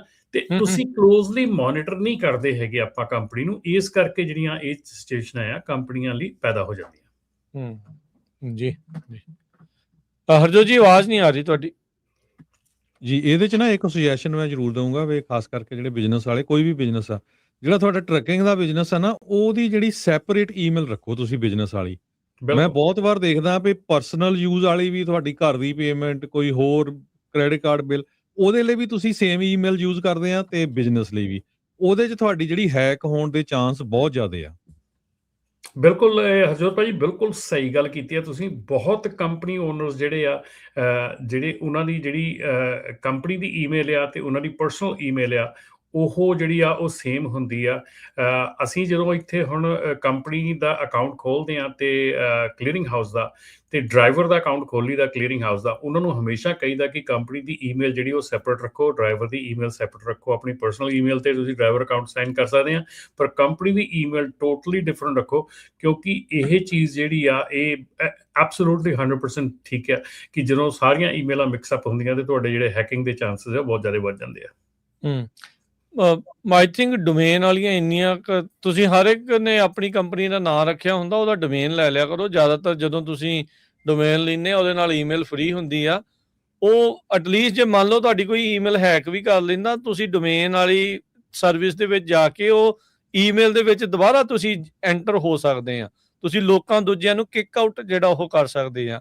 ਇਹ ਤੁਹਾਡੀ ਆਪਣੀ ਪ੍ਰੋਟੈਕਸ਼ਨ ਦੇ ਲਈ ਇਹ ਚੀਜ਼ਾਂ ਜਿਹੜੀਆਂ ਹੁੰਦੀਆਂ ਆ ਸੋ ਕਈ ਵਾਰੀ ਕਹਿੰਦਾ ਉਹ ਯਾਰ ਇਹਦੇ ਕੀ ਆ ਵੀ ਇੰਨੇ ਪੈਸੇ ਕੋਈ ਜ਼ਿਆਦਾ ਨਹੀਂ ਹੁੰਦੇ, ਕਈ ਵਾਰੀ $15-20 ਹੀ ਸਾਲ ਦੇ ਹੁੰਦੇ ਆ, ਨਹੀਂ ਤੇ 50-100 ਆਉਣਗੇ। ਬਟ ਚਲੋ ਤੁਹਾਡੀ ਕੰਪਨੀ ਦਾ ਨਾਮ ਹੀ ਹੋ ਜਾਂਦਾ, ਇੱਕ ਵਧੀਆ ਈਮੇਲ ਵੀ ਲੱਗਦੀ ਆ ਤੇ ਫਿਰ ਨਾਲੇ ਹਾਂ ਪ੍ਰੋਫੈਸ਼ਨਲ ਵੀ ਲੱਗਦਾ ਹੈ ਤੇ ਨਾਲੇ ਤੁਹਾਡੀ ਸੇਫਟੀ ਵੀ ਉਹਦੇ ਨਾਲ ਜ਼ਿਆਦਾ ਵੱਧਦੀ ਹੈ ਉਸ ਚੀਜ਼ ਦੇ। ਬਿਲਕੁਲ ਰਾਜਕਰਨ, ਜਿਹੜੀ ਗੂਗਲ ਦੀ ਈਮੇਲ ਹੈਗੀ ਆ ਇਸ ਵੇਲੇ ਮੇਰੇ ਖਿਆਲ ਮਿਨੀਮਮ $7.5 ਮੰਥਲੀ ਹੈਗੀ ਆ, ਤੇ ਜਿਹੜਾ ਡੋਮੇਨ ਹੈਗਾ ਆ ਉਹ ਅਬਾਊਟ $20 ਸਾਲ ਦਾ ਹੁੰਦਾ ਆ। ਸੋ ਆਲ ਟੂਗੈਦਰ ਤੁਹਾਡਾ ਇਹ ਖਰਚਾ ਹੈਗਾ। ਜੇ ਤੁਸੀਂ ਈਮੇਲ ਜਿਹੜੀ ਆ ਸਿਕਿਉਰ ਈਮੇਲ ਜ਼ਰੂਰ ਰੱਖੋ ਆਪਣੀ, ਕਿਉਂਕਿ ਜੇ ਤੁਸੀਂ ਡੋਮੇਨ ਲੈਂਦੇ ਆ ਤੇ ਡੋਮੇਨ ਦੇ ਨਾਲ ਜਿਹੜੀ ਈਮੇਲ ਆ ਉਹ ਤੁਸੀਂ ਗੂਗਲ ਦੇ ਥਰੂ ਜਾਂ ਦੂਜੀਆਂ ਸਰਵਿਸਿਜ਼ ਆਊਟਲੁੱਕ ਦੇ ਥਰੂ ਤੁਸੀਂ ਉਹ ਪਰਚੇਸ ਕਰ ਸਕਦੇ ਆ, ਜਾਂ ਜੇ ਤੁਸੀਂ ਜਿੱਦਾਂ ਹੁਣ GoDaddy ਦੇ ਉੱਤੇ ਤੁਹਾਡਾ ਡੋਮੇਨ ਹੈਗਾ ਤੇ GoDaddy ਤੋਂ ਹੀ ਤੁਸੀਂ ਉਹ ਸਰਵਿਸ ਜਿਹੜੀ ਹੈ ਈਮੇਲ ਲੈ ਲਓ। ਹਾਂਜੀ ਬਿਲਕੁਲ। ਸੋ ਸਰੋਤੇ ਤੁਹਾਡਾ ਵੀ ਕੋਈ ਕੁਐਸਚਨ ਆ, ਤੁਸੀਂ ਕੋਈ ਆਪਣੇ ਵਿਚਾਰ ਸਾਂਝੇ ਕਰਨੇ ਆ ਤਾਂ ਨੰਬਰ ਹੈ 408-272-5200 4082725200 ਦੇ ਉੱਤੇ ਕਾਲ ਕਰ ਸਕਦੇ ਹੋ। ਅਮਰਜੀਤ ਜੀ ਆਪਣੇ ਨਾਲ ਜੁੜੇ ਹੋਏ ਆ, ਉਹਨਾਂ ਨਾਲ ਕਰਦੇ ਆ ਜੀ ਗੱਲਬਾਤ। ਹਾਂਜੀ ਅਮਰਜੀਤ ਜੀ, ਸਤਿ ਸ਼੍ਰੀ ਅਕਾਲ ਜੀ। ਸਤਿ ਸ਼੍ਰੀ ਅਕਾਲ ਜੀ ਭਾਜੀ। ਮੇਰਾ ਕੁਐਸਚਨ ਹੈ ਜੀ ਆਪਣੇ ਰਮਨ ਭਾਜੀ, ਮੈਂ ਨਾ 2 ਮਹੀਨੇ ਹੋ ਗਏ ਪਹਿਲਾਂ ਆਪਣਾ ਜਿਹੜਾ DOT ਨੰਬਰ ਸੀ ਉਹ ਡੀਐਕਟੀਵੇਟ ਕੀਤਾ ਸੀ ਆਨਲਾਈਨ ਜਿੱਦਾਂ ਨਾ, ਤੇ FMSC ਦੀ ਵੈਬਸਾਈਟ ਤੇ ਜਾ ਕੇ ਰਜਿਸਟ੍ਰੇਸ਼ਨ ਦੇ ਵਿੱਚ ਜਾ ਕੇ ਫਿਰ ਅੱਗੇ ਆਉਂਦਾ ਜਿੱਦਾਂ ਲਿੰਕ ਤੋਂ ਕਰਕੇ ਫਿਰ ਲਿੰਕ ਟੂ ਆਸ ਜਿੱਦਾਂ ਫਿਰ ਆਉਂਦਾ ਟਿਕਟ ਦਾ ਆਉਂਦਾ ਹਨਾ, ਜਿੱਦਾਂ ਟਿਕਟ ਦੇ ਥਰੂ ਕੀਤਾ ਸੀ ਮੈਂ ਉਹ ਨਾ ਸਾਰੀ ਇਨਫੋਰਮੇਸ਼ਨ ਜਿੱਦਾਂ ਉਹ ਮੰਗਦੇ ਆ ਦਿੱਤੀ, ਤੇ ਉਹਨਾਂ ਦਾ ਕੋਈ ਈਮੇਲ ਮੈਨੂੰ ਜ਼ਰੂਰ ਆ ਗਈ ਸੀ ਉਹਨਾਂ ਦੀ ਵੀ ਤੁਹਾਡਾ ਉਹ ਹੈਗਾ ਪ੍ਰੋਸੈਸ ਜਿੱਦਾਂ ਹਨਾ, ਪਰ ਹਲੇ ਵੀ ਮੈਂ ਚੈੱਕ ਕਰਦਾ ਮੇਰਾ ਹਲੇ ਵੀ ਐਕਟਿਵ ਆਉਂਦਾ DOT ਨੰਬਰ। ਇਹਦਾ ਕੀ ਕਰਨਾ ਚਾਹੀਦਾ ਅੱਗੇ? ਇਸ ਵੇਲੇ ਤਾਂ ਮੈਂ ਸਿੰਪਲ ਗੱਲ ਕਹੂੰਗਾ ਕਿ FMC ਅਸੀਂ ਨੂੰ ਡਾਇਰੈਕਟਲੀ ਕਨੈਕਟ ਕਰ ਲਓ, ਉਹਨਾਂ ਨੇ ਡਾਇਰੈਕਟਲੀ ਕਾਲ ਕਰ ਲਓ ਜਾਂ ਚੈਟ ਕਰ ਲਓ, ਉਹਨਾਂ ਨੂੰ ਪੁੱਛ ਲਓ ਕਿ ਕੀ ਹੋ ਰਿਹਾ ਹੈਗਾ ਤਾਂ ਜਾਂ ਕੀ ਕਰ ਸਕਦੇ ਹੈਗੇ ਆ। ਜੇ ਡੀਐਕਟੀਵੇਟ ਕੀਤਾ ਹੈਗਾ ਤੇ ਉਹ ਆਬਵੀਅਸਲੀ ਥੋੜਾ ਟਾਈਮ ਲੱਗਦਾ ਹੁੰਦਾ ਡੀਐਕਟੀਵੇਟ ਹੋਣ ਨੂੰ, ਪਰ ਹੋ ਜਾਣਾ ਚਾਹੀਦਾ, ਪਰ ਇੰਨਾ ਜ਼ਿਆਦਾ ਟਾਈਮ ਨਹੀਂ ਲੱਗਣਾ ਚਾਹੀਦਾ। ਜੇ ਤੁਸੀਂ ਆਪ ਕਰਦੇ ਹੈਗੇ ਤੁਸੀਂ FMC ਅਸੀਂ ਨੂੰ ਕਾਲ ਕਰ ਸਕਦੇ ਹੋ ਜੀ। ਓਕੇ, ਥੈਂਕ ਯੂ ਜੀ। ਰਮਨ ਜੀ ਪੁੱਛਦੇ ਆ ਇੱਕ ਜਣੇ ਆਨਲਾਈਨ ਵੀ ਕਹਿੰਦੇ ਵੀ ਕੈਲੀਫੋਰਨੀਆ ਵਾਲੇ ਰੀਇਸ਼ੂ ਕਰ ਰਹੇ ਆ CDL ਨਾਨ ਡੋਮਿਸਾਈਲ ਨੂੰ, ਕਹਿੰਦੇ ਇੰਸਟਾਗ੍ਰਾਮ ਤੇ ਅਸੀਂ ਚੈੱਕ ਕੀਤਾ ਵੀ ਅਸਲੀ ਆ ਕਿ ਨਕਲੀ ਆ। ਇਹ ਇੰਸਟਾਗ੍ਰਾਮ ਵਾਲਿਆਂ ਨੂੰ ਪੁੱਛ ਲਓ ਵੀ ਜੇ ਦੇ ਸਕਦੇ ਲਾਇਸੈਂਸ ਤਾਂ। ਆਈ ਡੋਂਟ ਥਿੰਕ ਸੋ ਕਿ ਕੋਈ ਵੀ ਸਟੇਟ ਇਸ ਵੇਲੇ ਨਾਨ ਡੋਮਿਸਾਈਲ ਨੂੰ ਇਸ਼ੂ ਕਰ ਰਹੀ ਆ। ਸਿਰਫ ਨਾਨ ਡੋਮਿਸਾਈਲ ਨੂੰ ਇਸ਼ੂ ਹੋ ਰਿਹਾ ਲਾਇਸੈਂਸ, ਡੈਫੀਨੇਟਲੀ ਜਿਹੜਾ ਨਾਨ ਡੋਮਿਸਾਈਲ ਆ ਇਸ਼ੂ ਹੋ ਰਿਹਾ, ਪਰ ਉਹਦੇ ਵਿੱਚ ਜਿਹੜਾ ਤੁਹਾਡਾ ਨਾਨ ਡੋਮਿਸਾਈਲ ਜਾਂ ਜਿਹੜਾ ਨਾਨ ਡੋਮਿਸਾਈਲ ਲਾਇਸੈਂਸ ਇਸ਼ੂ ਹੁੰਦਾ ਆ ਉਹਦੇ ਲਈ H2A H2B E2 visa holder ਜਿਹੜੇ ਆ ਉਹਨਾਂ ਦੇ ਲਈ ਹੋ ਰਿਹਾ। ਡਾਕਾ TPS ਜਿਹੜਾ ਆ asylum and most EAD holders ਜਿਹੜੇ ਆ ਉਹ ਇਸ ਲਈ ਕੁਆਲੀਫਾਈ ਨਹੀਂ ਕਰਦੇ ਹੈਗੇ। ਸੋ ਜਿਹੜੀ ਚੀਜ਼ ਤੁਸੀਂ ਕਹਿ ਰਹੇ ਹੈਗੇ ਆ, ਯੈਸ ਇਹ ਨਾਨ ਡੋਮਿਸਾਈਲ ਲਾਇਸੈਂਸ ਇਸ਼ੂ ਹੋ ਰਹੇ ਆ, ਪਰ ਮਾਰਕ ਮਾਈ ਵਰਡਸ ਕਿ ਇਹ ਕੰਡੀਸ਼ਨਸ ਅਪਲਾਈ ਹੈ ਨਾਲ। ਹਾਂ, ਇਹ ਸਿਰਫ ਤੇ ਸਿਰਫ H2A H2B ਤੇ E2 ਵੀਜ਼ਾ ਨੂੰ ਇਸ਼ੂ ਹੋ ਰਹੇ ਆ। ਡਾਕਾ TPS ਅਸਾਈਲਮ ਤੇ ਮੋਸਟ EAD ਜਿਹੜੇ ਹੋਲਡਰ ਆ ਉਹਨਾਂ ਦੇ ਲਈ ਇਹ ਨਹੀਂ ਇਸ਼ੂ ਹੋ ਰਹੇ। ਸੋ ਪਲੀਜ਼ ਇਹ ਰੋਂਗ ਇਨਫੋਰਮੇਸ਼ਨ ਹੈਗੀ ਆ।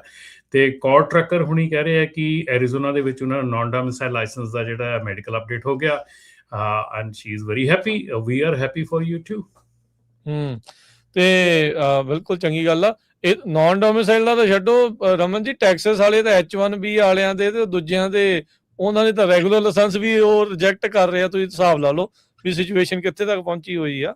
ਭਾਈ ਹੁਣ ਇਹ ਰਾਜਕਰਨ ਉਹੀ ਗੱਲ ਹੈ ਨਾ ਕਿ ਦੇਖੋ ਜਦੋਂ ਇਹ ਚੀਜ਼ ਆ ਜਾਂਦੀ ਆ ਕਿ ਕੋਈ ਵੀ ਚੀਜ਼ ਤੁਹਾਨੂੰ ਅੱਜ ਇਸ਼ੂ ਹੋਈ ਆ, ਉਹ ਤੁਸੀਂ ਐਪਲੀਕੇਸ਼ਨ ਜਦੋਂ ਕੀਤੀ, ਐਪਲੀਕੇਸ਼ਨ ਦੇ ਤੁਸੀਂ ਕੀ ਭਰਿਆ, ਤੁਸੀਂ ਸੱਚ ਝੂਠ ਕੀ ਕੀਤਾ ਉੱਥੇ।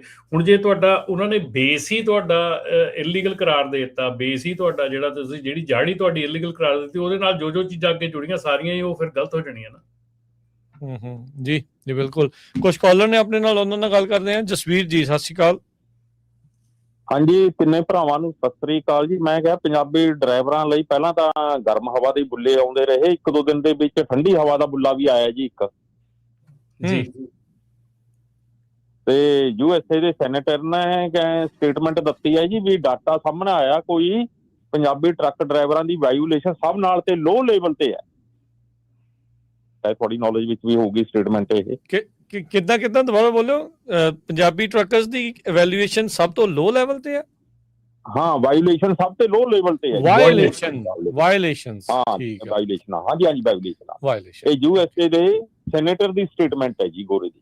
ਠੀਕ ਹੈ ਜੀ, ਵੈਰੀ ਗੁੱਡ ਆ ਜੀ। ਉਹਨੇ ਦਿੱਤੀ ਹੈ। ਤੁਹਾਨੂੰ ਪਤਾ ਵੀ ਸੈਨੇਟਰ ਕਿਹੜਾ ਆ?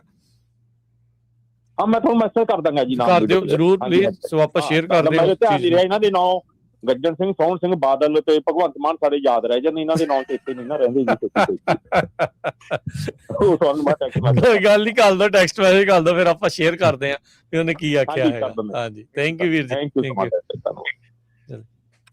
ਸਰਦੂਲ ਸਿੰਘ ਜੀ, ਹਾਂਜੀ ਜੀ। ਰਾਜਨ ਜਿਹੜੀ ਆਪਣੀ ਭਾਜੀ ਉਹਨਾਂ ਨੇ ਜਿਹੜੀ ਗੱਲ ਕੀਤੀ, ਉਹ ਤੇ ਮੈਂ ਇੱਕ ਛੋਟੀ ਜਿਹੀ ਟਿੱਪਣੀ ਕਰਦੇ ਹਾਂ ਜ਼ਰੂਰ ਕਿ ਕੋਈ ਵੀ ਐਸਾ ਸਿਸਟਮ ਨਹੀਂ ਹੈਗਾ ਜਿਹਦੇ ਵਿੱਚ ਕਿ ਜਿਹੜੇ ਕਮਰਸ਼ੀਅਲ ਡਰਾਈਵਰਸ ਆ ਉਹ ਕਿਸੇ ਇੱਕ ਜਾਤ ਦੇ ਆਧਾਰ ਤੇ ਉਹਨਾਂ ਨੂੰ ਕਿਤੇ ਕਾਊਂਟ ਕੀਤਾ ਜਾਂਦਾ ਆ, ਜਾਂ ਕਿਤੇ ਉਹਦੀ ਕੋਈ ਨੰਬਰਸ ਹੈਗੇ ਆ ਕਿ ਕਿੰਨੇ ਸਿੱਖ ਡਰਾਈਵਰ ਆ, ਕਿੰਨੇ ਇੱਥੇ ਮੈਕਸੀਕਨ ਆ, ਕਿੰਨੇ ਇੱਥੇ, ਕਿਉਂਕਿ ਇਹ ਕੋਈ ਵੀ ਤਰੀਕਾ ਨਹੀਂ ਹੈਗਾ ਇਸ ਵੇਲੇ ਕਾਊਂਟਿੰਗ ਦਾ ਕਿ ਇੱਦਾਂ ਕਰ ਸਕਦੇ ਆ।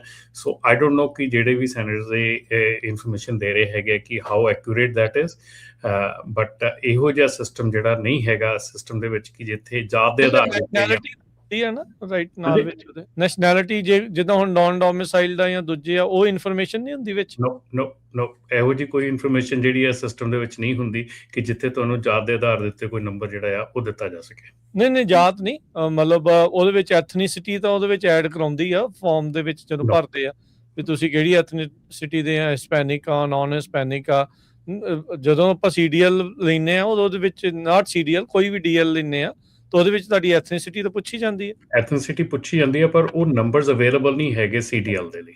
ਇਹ ਤਾਂ DMV ਵਾਲੇ ਤਾਂ ਹੁਣ ਸਾਰੇ ਨੰਬਰ ਫੈਡਰਲ ਨੂੰ ਦੇਣ ਲੱਗੇ ਆ, ਕੀ ਪਤਾ ਹੋਵੇ ਇਹਨਾਂ ਕੋ, ਸੈਨੇਟਰਾਂ ਕੋ ਕੀ ਪਤਾ ਕੋਈ ਅੰਦਰ ਖਾਤੇ ਬੈਕਡੋਰ ਰੱਖੀ ਹੋਵੇ ਇਹਨਾਂ ਨੇ। ਦੇਖੋ ਜੋ ਆਉਣ ਵਾਲੀ ਚੀਜ਼ ਆ ਉਹ ਕਰ ਲਾਂਗੇ, ਦੇਖ ਲਾਂਗੇ, ਪਰ ਡੈਫੀਨੇਟਲੀ ਇਦਾਂ ਦੇ ਜਿਹੜੇ ਨੰਬਰਸ ਹੈਗੇ ਆ ਉਹ ਅਵੇਲੇਬਿਲਿਟੀ ਨਹੀਂ ਹੈਗੀ।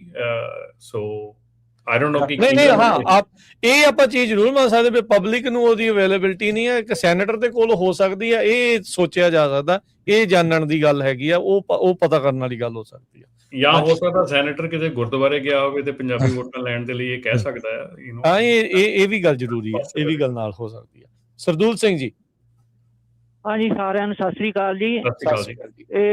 ਮੈਂ ਤੁਹਾਨੂੰ ਕਾਰਗੋ ਥੈਫਟਿਕ ਲੱਗਾ ਗੱਲ ਦੱਸਣ, ਮੇਰੀ ਅੱਖੀਂ ਵੇਖਣ ਦੀ ਗੱਲ ਹੈ। ਮੈਂ ਪਿਛਲੇ ਚੱਕਰ ਮੈਰੀਲੈਂਡ ਦੇ ਵਿੱਚ ਖੜਾ ਸੀਗਾ ਤੇ ਉੱਥੇ ਬਹੁਤ ਤਗੜਾ ਇੱਕ ਹੈਗਾ ਇਹਨਾਂ ਦਾ ਆਪਣਾ ਸਟੋਰ, ਜਿਹੜਾ ਐਮਾਜ਼ੋਨ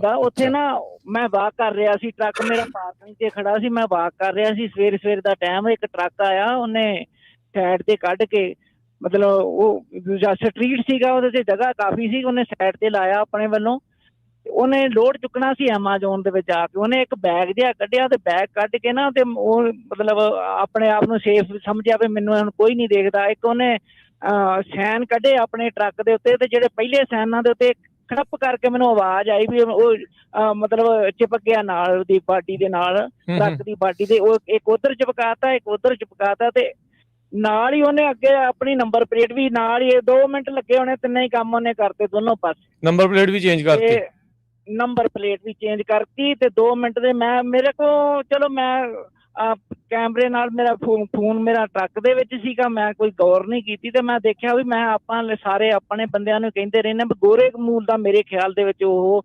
ਲੜਕਾ ਸੀਗਾ, 35-36 ਸਾਲ ਦੀ ਉਹਦੀ ਉਮਰ ਹੋਏਗੀ। ਮਤਲਬ ਮੈਂ ਵੀ 100% ਨਹੀਂ, ਮਿਲੀਅਨ% ਜਿਹੜੇ ਟਰੱਕਾਂ ਤੇ ਇਹ ਸਾਈਨ ਲੱਗੇ ਆ ਨਾ ਜੀ, ਮੈਂ ਤੁਹਾਨੂੰ ਕਿਤੇ ਤੁਹਾਡੀ ਮੀਟਿੰਗ ਹੁੰਦੀ ਹੈ ਜਾਂ ਕਿਤੇ, ਇਹਦਾ ਵੇਅਰ ਹਾਊਸ ਵਾਲਿਆਂ ਨੂੰ ਵੀ ਇਹਨਾਂ ਨੂੰ ਕੇਅਰਫੁਲ ਹੋਣਾ ਪੈਣਾ ਕਿ ਜਦੋਂ ਤੁਹਾਡਾ ਗਾਰਡ ਚੈਕਿੰਗ ਕਰਦਾ ਵਾ, ਦੇਖੋ ਮਾੜਾ ਜਿਹਾ ਧਿਆਨ ਮਾਰੋ ਕਿ ਟਰੱਕ ਦੇ ਸਾਈਨ ਜਿਹੜੇ ਆ ਓਰੀਜਨਲ ਲੱਗੇ ਆ ਕਿ ਜਾਂ ਉੱਤੇ ਹੀ ਉਦਾਂ ਹੀ ਡੁਪਲੀਕੇਟ ਜੇ ਤਾਂ ਨਹੀਂ ਕਿਸੇ ਨੇ ਲਾਏ। ਜੇ ਡੁਪਲੀਕੇਟ ਲੱਗੇ ਆ ਨਾ ਕਿਤੇ ਵੀ ਉਸ ਟਰੱਕ ਦੇ ਸਾਈਨ, ਤੇ ਉਹਦੇ ਵਿੱਚ ਕੋਈ ਨਾ ਕੋਈ ਗੜਬੜੀ ਜ਼ਰੂਰ ਜੇ। ਤੇ ਮੈਂ ਬਾਕੀ ਹਾਂਜੀ ਧੰਨਵਾਦ ਜੀ, ਥੈਂਕ ਯੂ ਜੀ। ਇਹ ਜਿਹੜੀ ਗੱਲ ਹੈ ਨਾ ਕਿ ਜਿਹੜੇ ਸਾਈਨ ਲੈਂਦੀ ਇਹ ਗੱਲ ਕਰ ਰਹੇ, ਉਹ ਮੈਗਨੈਟਿਕ ਸਾਈਨ ਹੁੰਦੇ ਆ। ਮੈਗਨੈਟਿਕ ਨੂੰ ਜਿਹੜੀਆਂ ਬਹੁਤ ਕੰਪਨੀਆਂ ਜਿਹੜੇ ਆ ਉਹ ਟੈਂਪਰੇਰੀ ਸਾਈਨ ਯੂਜ਼ ਕਰਦੀਆਂ ਹੈਗੀਆਂ, ਪਰ ਇਹ ਜਿਹੜੀ ਗੱਲ ਇਹਨਾਂ ਨੇ ਕੀਤੀ ਹੈਗੀ ਆ ਬਿਲਕੁਲ ਡੈਫੀਨੇਟਲੀ ਸੱਚੀ ਹੈਗੀ ਆ। ਐਸ ਜਿੱਦਾਂ ਕਿ ਆਪਣੀ ਉਹ ਕੰਪਨੀ ਜਿਹੜੀ ਸੀਗੀ ਸੁਪਰੀਗੋ, ਉਹਦੇ ਵਿੱਚ ਵੀ ਇਹ ਚੀਜ਼ ਪਾਈ ਗਈ ਸੀਗੀ ਕਿ ਮਲਟੀਪਲ ਕੰਪਨੀਆਂ ਸੀਗੀਆਂ, ਮਲਟੀਪਲ ਕੰਪਨੀਆਂ ਦੇ ਨਾਂ ਤੇ ਸਟਿੱਕਰ ਲਾ ਕੇ ਲੋਡ ਡਿਫਰੈਂਟ ਕੰਪਨੀਆਂ ਤੋਂ ਡਿਫਰੈਂਟ ਲੋਡ ਚੱਕੇ ਜਾਂਦੇ ਸੀਗੇ। ਹੋਰ ਵੀ ਕਈ ਚੀਜ਼ਾਂ ਇਸ ਵੇਲੇ ਜਿਹੜੀਆਂ ਅੰਡਰ ਇਨਵੈਸਟੀਗੇਸ਼ਨ ਹੈਗੀਆਂ, ਜਿਨ੍ਹਾਂ ਤੇ ਮਤਲਬ ਇਨਵੈਸਟੀਗੇਸ਼ਨ ਚੱਲ ਰਹੀ ਹੈ, ਜਿੱਦਾਂ ਪਤਾ ਲੱਗਦਾ ਹੈ ਕਿ ਬਹੁਤ ਇਹੋ ਜਿਹੇ ਜਿਹੜੇ ਸੀਨ ਹੈਗੇ ਆ ਉਹ ਸਾਹਮਣੇ ਆ ਰਹੇ ਆ ਕਿ ਜਿੱਥੇ ਕੰਪਨੀਜ਼ ਦੇ ਸਟਿੱਕਰ ਜਿਹੜੇ ਆ ਉਹ ਚੇਂਜ ਕਰਕੇ ਲਾਇਸੈਂਸ ਪਲੇਟ ਚੇਂਜ ਕਰਨੀ, ਦੈਟਸ ਬਹੁਤ ਵੱਡਾ, ਉਹ ਫਿਰ ਕੰਮ ਜ਼ਿਆਦਾ ਵਿਗੜ ਜਾਂਦਾ। ਪਰ ਡੈਫੀਨੇਟਲੀ ਜਿਹੜੇ ਸਟਿੱਕਰਸ ਹੈਗੇ ਆ ਉਹ ਕਾਫੀ ਜਗ੍ਹਾ ਦੇਖਣ ਨੂੰ ਮਿਲ ਰਿਹਾ ਹੈਗਾ ਕਿ ਉਹ ਚੇਂਜ ਕੀਤੇ ਜਾ ਰਹੇ ਨੇ ਜੀ। ਪਹਿਲਾਂ ਇੱਕ ਭਾਈ ਸਾਹਿਬ ਜਿਹੜੇ ਉਹ ਕਹਿ ਕੇ ਗਏ ਆ ਸੈਨੇਟਰ ਨੇ, ਮੈਂ ਸਾਰਾ ਸਰਚ ਕਰ ਲਿਆ, ਕਿਸੇ ਵੀ ਸੈਨੇਟਰ ਨੇ ਇਹ ਨਹੀਂ ਕਿਹਾ ਕਿ ਜਿਹੜੇ ਪੰਜਾਬੀ ਆ ਉਹ ਜ਼ਿਆਦਾ ਐਕਸੀਡੈਂਟ ਕਰਦੇ ਆ, ਤੇ ਕਿਸੇ ਨੇ ਇਹ ਨਹੀਂ ਕਿਹਾ ਵੀ ਪੰਜਾਬੀ ਵਧੀਆ ਡਰਾਈਵਰ ਆ। So none of the senators publicly alleged that Punjabi truckers are group violate trucking laws. So ਇਹ ਮੈਨੂੰ ਲੱਗਦਾ ਉਹੀ ਕਿਤੇ ਟਿਕਟੌਕ ਤੇ ਘੁੰਮਦੀ ਹੋਣੀ ਆ, ਉਹਨਾਂ ਨੇ ਦੱਸਤੀ। ਐਕਸੈਪਟ ਐਡਮ ਸ਼ਿਪ ਹੋਣੀ ਕੁਛ ਹਫ਼ਤੇ ਪਹਿਲਾਂ ਉਹ ਮਿਲੇ ਸੀਗੀ, ਸਿੱਖਾਂ ਨੂੰ ਮਿਲੇ ਸੀਗੇ ਜਾਂ, ਸੋ ਉਹਨਾਂ ਨੇ ਆਪਣੇ ਜਿਹੜੇ ਇਸ਼ੂ ਦੱਸੇ ਸੀਗੇ, ਹੋਰ ਕੋਈ ਇਦਾਂ ਦੀ ਸਟੇਟਮੈਂਟ ਨਹੀਂ ਜਾਰੀ ਹੋਈ। ਜੇ ਅਜੇ ਤੱਕ ਤਾਂ ਨਹੀਂ ਮਿਲੀ, ਜੇ ਆ ਗਈ ਸਾਹਮਣੇ ਤਾਂ ਆਪਾਂ ਜ਼ਰੂਰ ਸ਼ੇਅਰ ਕਰਾਂਗੇ ਜੀ। ਆਪਣੇ ਅਗਲੇ ਕਾਲਰ ਨੇ ਜਸਵਿੰਦਰ ਜੀ, ਸਤਿ ਸ਼੍ਰੀ ਅਕਾਲ। ਸਤਿ ਸ਼੍ਰੀ ਅਕਾਲ ਜੀ। ਸਤਿ ਸ਼੍ਰੀ ਅਕਾਲ ਜੀ। ਭਾਜੀ ਮੈਂ ਸਵਾਲ ਪੁੱਛਣਾ ਸੀਗਾ, ਮੇਰੀ ਕੰਪਨੀ ਖਲਾਈ ਸੀਗੀ ਮਾਰਚ ਵਿੱਚ ਨਵੀਂ, ਤੇ ਇੰਸ਼ੋਰੈਂਸ ਮੈਂ ਕਰਾਈ ਸੀ ਮਈ ਦੇ ਵਿੱਚ 13 ਤਰੀਕ ਦੀ, ਤੇ ਹੁਣ ਮੋਟਰਸਾਈਕਲ ਅਕਾਊਂਟ ਦੇ ਉੱਤੇ ਐਮਸੀ ਐਕਟਿਵ ਨਹੀਂ ਹੋ ਰਹੀ ਹਜੇ ਤੱਕ, ਇਹਦਾ ਕੀ ਰੀਜ਼ਨ ਹੋਊ ਜੀ? ਭਾਜੀ ਰੀਜ਼ਨ ਇਹਦਾ ਇਹੋ ਹੀ ਆ ਕਿ ਜਸਟ ਗਿਵ ਦਮ ਅ ਕਾਲ। ਹੁਣ ਜਿਹੜੀ ਐਕਟੀਵੇਸ਼ਨ ਆ ਤੁਹਾਡੀ, ਉਹ ਜਿਹੜੀ ਕਾਫੀ ਬੇਸਿਸ ਦੇ ਉੱਤੇ ਹੁੰਦੀ ਆ ਕਿ ਤੁਹਾਡਾ ਜਿਹੜਾ ਪਹਿਲਾਂ ਅਕਾਊਂਟ ਜਿਹੜਾ ਖੋਲ ਕੇ ਤੁਹਾਡੀਆਂ ਜਿਹੜੀਆਂ ਫੇਸ ਆਈਡੀ ਆ ਉਹ ਕਰਕੇ ਬਹੁਤ ਜਿਹੜੀ ਇਹ ਚੀਜ਼ਾਂ ਆ ਇਹ ਕੀਤੀਆਂ ਜਾ ਰਹੀਆਂ। ਸੋ ਇਸ ਕਰਕੇ get in touch with FMCSA directly, ਉਹਨਾਂ ਨੂੰ ਕਾਲ ਕਰ ਲਓ, ਚੈਟ ਕਰ ਲਓ ਜਾਂ ਈਮੇਲ ਕਰ ਲਓ, ਉਹਨਾਂ ਨਾਲ ਗੱਲ ਕਰੋ। ਤੇ ਜਿਹੜੇ ਤੁਹਾਡੇ ਪਰਮਿਟਸ ਵਾਲੇ ਆ ਡੈਫੀਨੇਟਲੀ ਉਹਨਾਂ ਨੂੰ ਪਤਾ ਹੋਣਾ ਚਾਹੀਦਾ ਕਿ ਵਾਟਸ ਗੋਇੰਗ ਔਨ, ਕਿਹਦੇ ਕਰਕੇ ਨਹੀਂ ਹੋ ਰਹੀ। ਜੇ ਨਹੀਂ ਹੋ ਰਹੀ ਤਾਂ they can always reach out to FMCSA as well. ਨਹੀਂ, ਉਹ ਕਹਿੰਦੇ ਵੀ ਜਿਨ੍ਹਾਂ ਦੇ ਨਵੀਆਂ ਕੰਪਨੀਆਂ ਖਲਾਈਆਂ ਉਹਨਾਂ ਦੇ ਮੋਟਰਸਾਈਕਲ ਅਕਾਊਂਟ ਦੇ ਵਿੱਚ ਕੋਈ ਸਾਰਿਆਂ ਦੀ ਪ੍ਰੋਬਲਮ ਆ ਰਹੀ ਆ। ਇਹ ਜਿਨ੍ਹਾਂ ਨੇ ਮਈ ਦੇ ਵਿੱਚ ਇੰਸ਼ੋਰੈਂਸ ਕਰਾਈ ਆ, ਮਈ ਤੇ ਜੂਨ ਦੇ ਵਿੱਚ, ਉਹ ਸਾਰੇ ਕੋਈ ਵੀ ਕੰਪਨੀ ਐਕਟਿਵ ਨਹੀਂ ਹੋ ਰਹੀ। ਜਿਹੜੀ ਐਡਰੈਸ ਚੇਂਜ ਕਰਦੇ ਆ ਜਾਂ ਕੋਈ ਵੀ DOT ਨੰਬਰ ਵਗੈਰਾ ਕੁਛ ਵੀ ਕਰਦੇ ਆ, ਤੇ ਉਹ ਕਹਿੰਦਾ ਭਾਵ ਕਿ ਉਹ ਐਕਟਿਵ ਨਹੀਂ ਹੋ ਰਹੀ ਉੱਤੇ, ਮੋਟਰਸਾਈਕਲ ਅਕਾਊਂਟ ਦੇ ਉੱਤੇ ਸ਼ੋ ਨਹੀਂ ਹੋ ਰਹੀ। ਨਹੀਂ ਬਿਲਕੁਲ, ਮੈਂ ਤੁਹਾਨੂੰ ਪੈਂਡਿੰਗ ਆ ਰਿਹਾ ਜੀ, ਇਹਦਾ ਕੀ ਸਾਰੇ ਸੇਮ ਹੀ ਆ ਜੀ? ਇਹ ਗੱਲ ਪੱਕੀ ਹੈ ਜੀ ਕਿ ਮੋਟਰਸ ਦਾ ਜਿਹੜਾ ਸਿਸਟਮ ਹੈਗਾ ਉਹ ਉਨੀ ਵਧੀਆ ਤਰੀਕੇ ਨਾਲ ਨਹੀਂ ਚੱਲ ਰਿਹਾ ਹੈਗਾ ਜਿੰਨੇ ਤਰੀਕੇ ਨਾਲ ਗਵਰਨਮੈਂਟ ਨੇ ਸੋਚਿਆ ਸੀਗਾ ਜਾਂ ਸੋਚ ਰਹੇ ਆ, ਉਨੇ ਵਧੀਆ ਤਰੀਕੇ ਨਾਲ ਨਹੀਂ ਚੱਲ ਰਿਹਾ ਹੈਗਾ।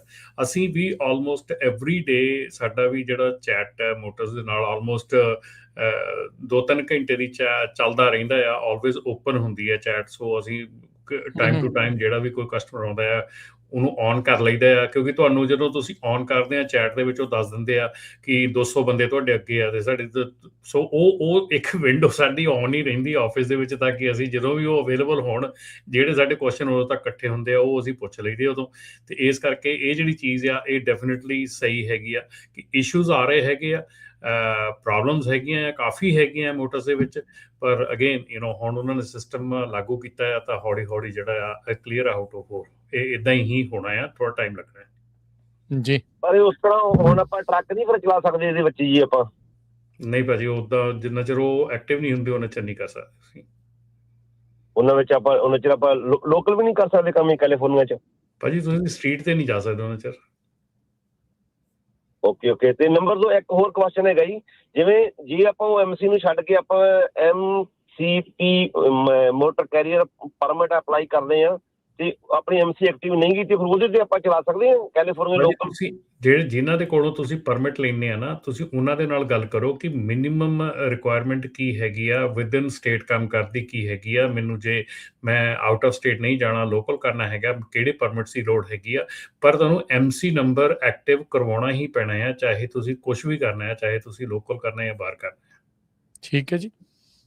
ਬਾਕੀ ਜੇ ਇਹਦੇ ਇਸ ਸਿਲਸਿਲੇ 'ਚ ਜੇ ਕੋਈ ਵੀ ਪਰਮਿਟਸ ਵਾਲੇ ਸੁਣਦੇ ਹੈਗੇ, ਜੇ ਮੈਂ ਸ਼ਾਇਦ ਗਲਤ ਹੋਵਾਂ, ਜੇ ਉਹਨਾਂ ਦੇ ਕੋਲ ਸਹੀ ਇਨਫੋਰਮੇਸ਼ਨ ਹੈਗੀ ਹੈ ਜਾਂ ਕੀ ਕਰ ਸਕਦੇ ਆ, ਤੇ ਡੈਫੀਨੇਟਲੀ ਕਾਲ ਕਰਕੇ ਜ਼ਰੂਰ ਦੱਸਿਓ। ਥੈਂਕ ਯੂ ਜੀ। ਨਹੀਂ, ਉਹਨਾਂ ਨੇ ਵੀ ਇਹੀ ਗੱਲ ਕਹੀ ਸੀ ਮੈਨੂੰ ਵੀ, ਕਹਿੰਦੇ ਵੀ ਜੇ ਤੁਸੀਂ ਤੁਹਾਡਾ MC ਜਿਹੜਾ ਐਕਟਿਵ ਨਹੀਂ ਹੋਏਗੀ ਉਹ ਜੈਸਾ ਲਾਅ ਹੈਗਾ ਬਾਹਰਲੀਆਂ ਸਟੇਟਾਂ ਵਿੱਚ। ਜੇ ਤੁਸੀਂ ਕੈਲੀਫੋਰਨੀਆ ਵਿੱਚ ਚਲਾਉਣਾ ਹੈਗਾ ਤੁਸੀਂ ਟਰੱਕ ਤੇ ਤੁਹਾਡੀ ਇੰਸ਼ੋਰੈਂਸ ਐਕਟਿਵ ਚਾਹੀਦੀ ਹੈ, DOT ਐਕਟਿਵ ਚਾਹੀਦੀ ਹੈ, ਤੇ ਉਹਦੇ ਨਾਲ ਤੁਹਾਨੂੰ ਮੋਟਰ ਕੈਰੀਅਰ ਪਰਮਿਟ ਲੈਣਾ ਚਾਹੀਦਾ। ਉਹ ਜੋ ਤੁਹਾਨੂੰ ਮਿਲ ਗਿਆ ਤੇ ਫਿਰ ਤੁਸੀਂ ਲੋਕਲ ਕੰਮ ਕਰ ਸਕਦੇ ਆ ਜੀ।